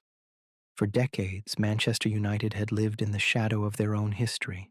The Busby Babes, the tragedy of Munich, the glory of 1968. These were memories, not a present reality. Liverpool were dominant, Everton were strong, Arsenal were rising. United, meanwhile, were a sleeping giant, waiting but not waking. In 1986, they turned to a fiery Scot from Aberdeen. Alex Ferguson, who had broken the old firm's stranglehold in Scotland, winning a European trophy with Aberdeen, was tasked with restoring United to greatness. But greatness did not come quickly. In his first 3 years, the football was inconsistent, the trophies absent. By the winter of 1989, United were floundering near the bottom of the table. The pressure mounted, banners were unfurled, the chants grew louder, the press sharpened its knives. There was talk of sacking him. Some directors were ready to pull the trigger. Only one or two voices in the boardroom, most notably Chairman Martin Edwards and Director Bobby Charlton, argued for patience. Then, in January 1990, a third-round FA Cup tie at Nottingham Forest. United were wobbling, Ferguson's job hanging by a thread. A young Mark Robins scored the only goal. United advanced. The manager survived. The rest is history. But what if that goal had not been scored? What if Ferguson had been sacked in the winter of 1989? What if United had lost patience, as so many clubs before and after did? The early exit. In this alternate world, the board acts decisively. Ferguson is dismissed, perhaps in January, perhaps in March, perhaps in the summer of 1990. He leaves Manchester United not as the club's greatest ever manager, but as a failed experiment, a cautionary tale. United hire another manager, perhaps Howard Kendall, perhaps a rising domestic coach, perhaps even a continental import. Whoever it is, they inherit a team lacking identity, a club uncertain of itself. And here, the divergence begins. The Lost Dynasty. Without Ferguson, there is no treble. 13 Premier League titles. Number 26 years of dominance. United's history is rewritten. The class of '92, Ryan Giggs, Paul Scholes, David Beckham, Gary Neville, may still exist, but without Ferguson's faith in youth, do they rise? Or are they sold, their potential never realized, their names lost to mid-table obscurity? Eric Cantona might never arrive, his mercurial genius never harnessed. Roy Keane might become another club's heartbeat, not United's. Cristiano Ronaldo might develop elsewhere, guided by a different hand. Wayne Rooney's fire might burn at Arsenal or Chelsea. The dynasty that stretched from the early 1990s to Ferguson's retirement in 2013 never materializes. United remain a big club, yes, but not the club. They are one of many, not the standard. The ripple for the Premier League. Ferguson's United defined the Premier League. They were its face, its selling point, its serial champions. Their battles with Arsenal in the late 1990s, with Chelsea in the 2000s, with City in the 2010, gave the league its narratives, its theater. Without Ferguson, the balance of power shifts. Liverpool perhaps end their drought earlier, unchallenged by a United juggernaut. Arsenal, already strong under George Graham and later Arsène Wenger, dominate more freely. Chelsea, when Roman Abramovich arrives in 2003, may establish themselves not as challengers but as the undisputed kings. The Premier League still becomes rich, still becomes global. But without Ferguson's United as its spine, its mythology feels different. The greatest league in the world has a different set of protagonists. Arsène Wenger without a rival. In our reality, Wenger arrived at Arsenal in 1996 and found his perfect foil in Ferguson. Their rivalry, philosophical, tactical, personal, defined English football for a decade. United's power, Arsenal's style, Ferguson's grit, Wenger's vision. Without Ferguson, Wenger's path is easier, but perhaps less sharp. Without a rival forcing him to innovate, does Wenger dominate unchecked or does he stagnate sooner? Rivalries sharpen greatness, remove one, and history dulls. Jose Mourinho, without the foil. When Mourinho arrived at Chelsea in 2004, his special charisma collided head-on with Ferguson's steely will. Their clashes were box office, a theater within the theater. Without Ferguson, Mourinho's rise in England feels different, perhaps easier, perhaps less dramatic. The stories of pizza thrown at Old Trafford, of touchline stares, of mind games, all vanish. Mourinho's Chelsea dominate, but without the same mythology. Cristiano Ronaldo's path. One of the great legacies of Ferguson was Cristiano Ronaldo. Signed as a teenager from Sporting Lisbon in 2003, molded, guided, hardened. By 2008, Ronaldo was the world's best player, winning the Ballon d'Or with United. Without Ferguson, does Ronaldo even arrive? Perhaps Arsenal, who nearly signed him, closed the deal. Imagine Ronaldo in red and white, fed by Bergkamp, Henry, Ljungberg. Arsenal's dominance stretches. United miss their icon. The Ballon d'Or race of the 2000s looks different. Messi versus Ronaldo might still happen, but with Ronaldo's colors in different stripes. Global impact. Ferguson's United were not just successful, they were global. They made United the most recognized club in the world. Their tours, their titles, their heroes turned Old Trafford into a cathedral of the game. And without Ferguson, United are still big, but not transcendent. Perhaps Real Madrid or Barcelona dominate global markets sooner. Perhaps Liverpool retain their aura. Perhaps Bayern Munich step into the gap. The ripple extends beyond football. United's global fan base, its commercial empire, its branding power, all are diminished. Adidas shirts, Nike deals, Aeon, Chevrolet, billions of dollars in sponsorships. Perhaps they flow elsewhere. The very business of football, as we know it, might change. The Sir Alex legacy. And what of Ferguson himself? In our reality, he became the greatest manager in football history. 2 Champions Leagues, 13 league titles, countless cups. A knight of the realm, revered across the world. Without United's patience, his story is different. He is remembered as a great Scottish manager who thrived at Aberdeen but failed at the highest level. Perhaps he returns to Scotland, perhaps he manages abroad, perhaps he fades from prominence, his fire, his legacy, his dynasty, gone. The human dimension. What makes this alternate history so poignant is how close it came to being real. Ferguson's job really was on the line in 1990. One goal, one decision in a boardroom, one twist of fate.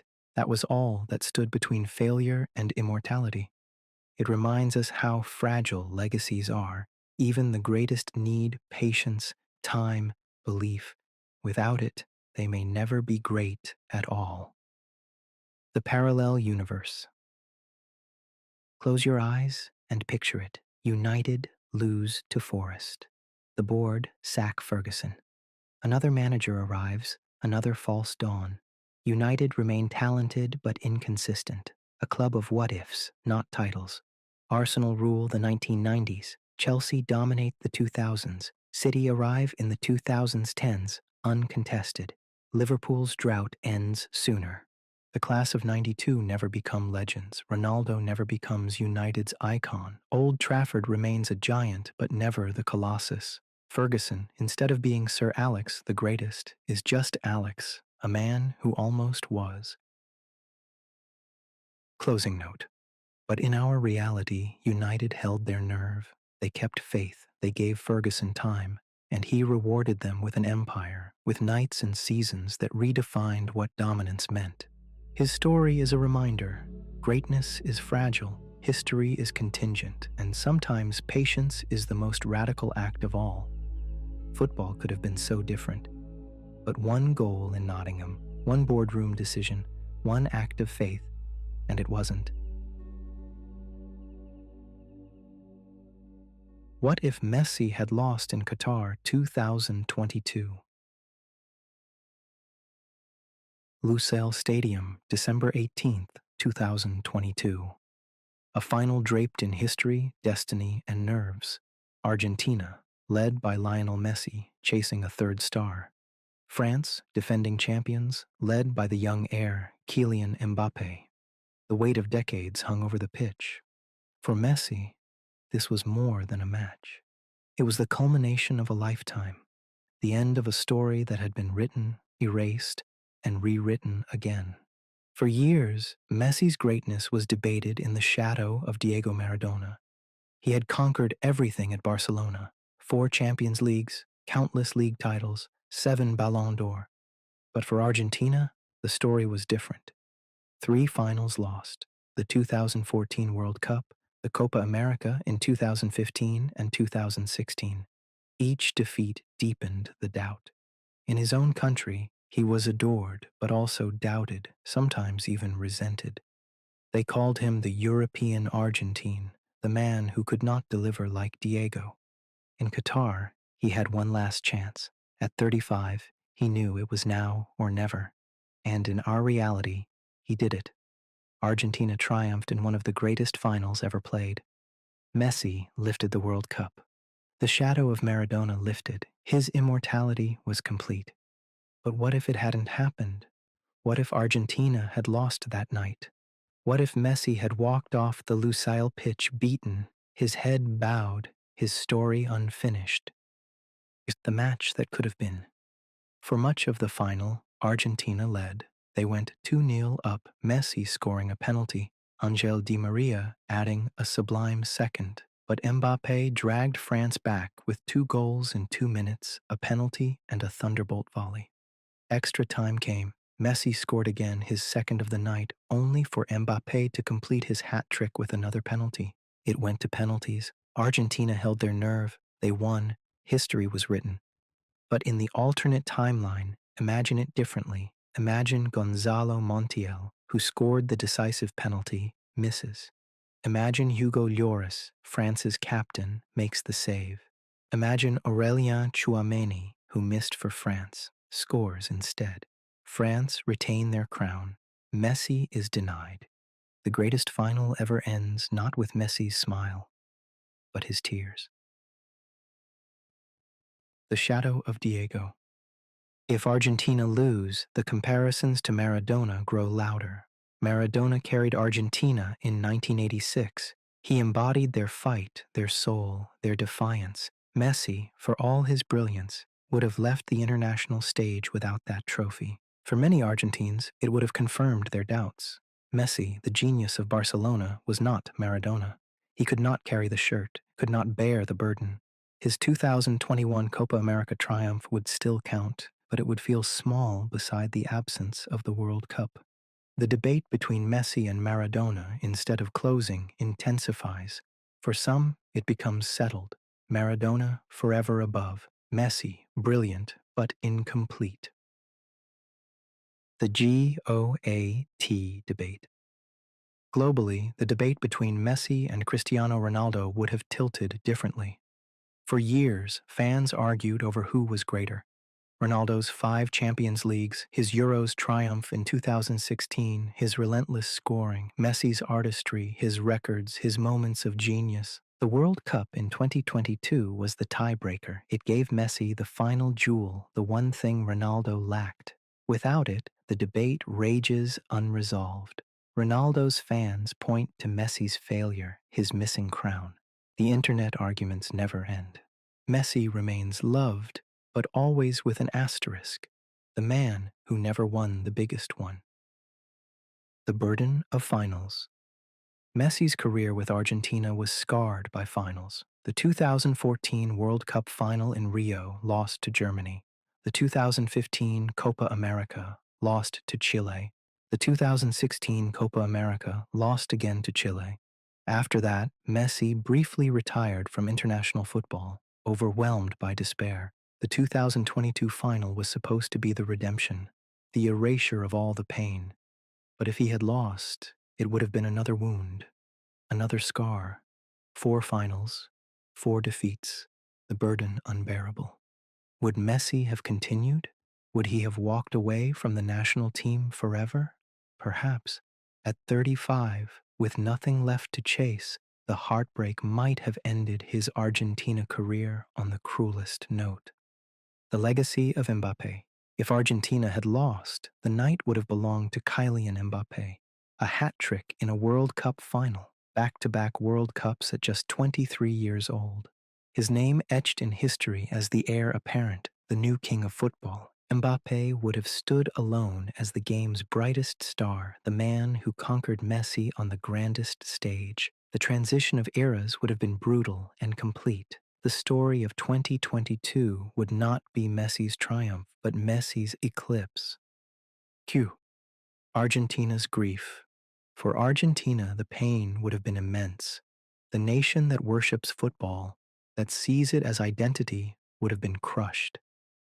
They had dreamed of Messi's coronation, the mirror of 1986. To be denied again in the final would have been unbearable. The streets of Buenos Aires, instead of exploding in joy, would have sunk into silence. Murals of Messi would still appear, but tinged with sadness, not triumph. His face would still be on shirts, but as a reminder of what might have been, not what was. Mush, the wider ripple. Without Messi's triumph, the story of football in the 2020s shifts. The debate over the greatest continues unresolved. Mbappé becomes the dominant figure sooner. Argentina remain a nation of near misses. The 2022 final, instead of being remembered as Messi's masterpiece, becomes remembered as the night he fell short. One of the greatest matches ever, but ending in tragedy, not glory. The human dimension. What makes this what if so powerful is how much it hinged on small moments. A penalty here, a save there. Emiliano Martinez's outstretched leg denying Randall Kolo Muani in the dying seconds of extra time. If that shot had gone in, Argentina would have lost before penalties. If Montiel had missed, France would have won. The margins were so fine, destiny so fragile, greatness balanced on the width of a boot. The parallel universe. Close your eyes and drift into the alternate night. Messi walks alone at Lusail, head bowed, tears in his eyes. Mbappé lifts the trophy, his smile wide, his future limitless. Argentina weeps. The debates rage. The legacy is unfinished. Messi returns to Paris, plays on, but the shadow lingers. His career remains one of brilliance, but also one of absence. The World Cup forever denied. Closing note. But in our reality, it did not end that way. The penalty shootout was won. Montiel scored. Messi lifted the cup. The streets of Argentina exploded, millions weeping in joy. The burden lifted, the doubts silenced, the comparisons ended. Messi's career was not left unfinished. It was completed in the most perfect way. And maybe that is why the 2022 World Cup final is remembered as the greatest game of all.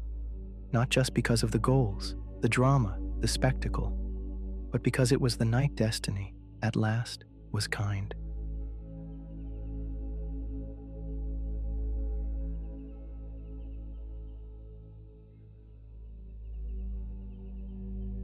And so the stories fade into the night. The goals that might have been, the trophies that slipped away, the legends who walked a different path in our imagination. Football, more than any other game, is shaped by moments, fragile, fleeting, and irreversible. We've wandered through them tonight, asking what if, and realizing how thin the line is between triumph and heartbreak. But in the end, that's why we love the game, not because it always makes sense, but because it doesn't, because it leaves us dreaming of what might have been.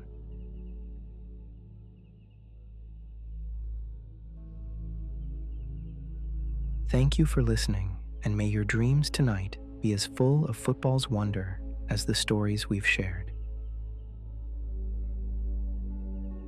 And if you'd like to hear more journeys like this, remember to subscribe So the next story is waiting for you whenever you're ready to drift away again.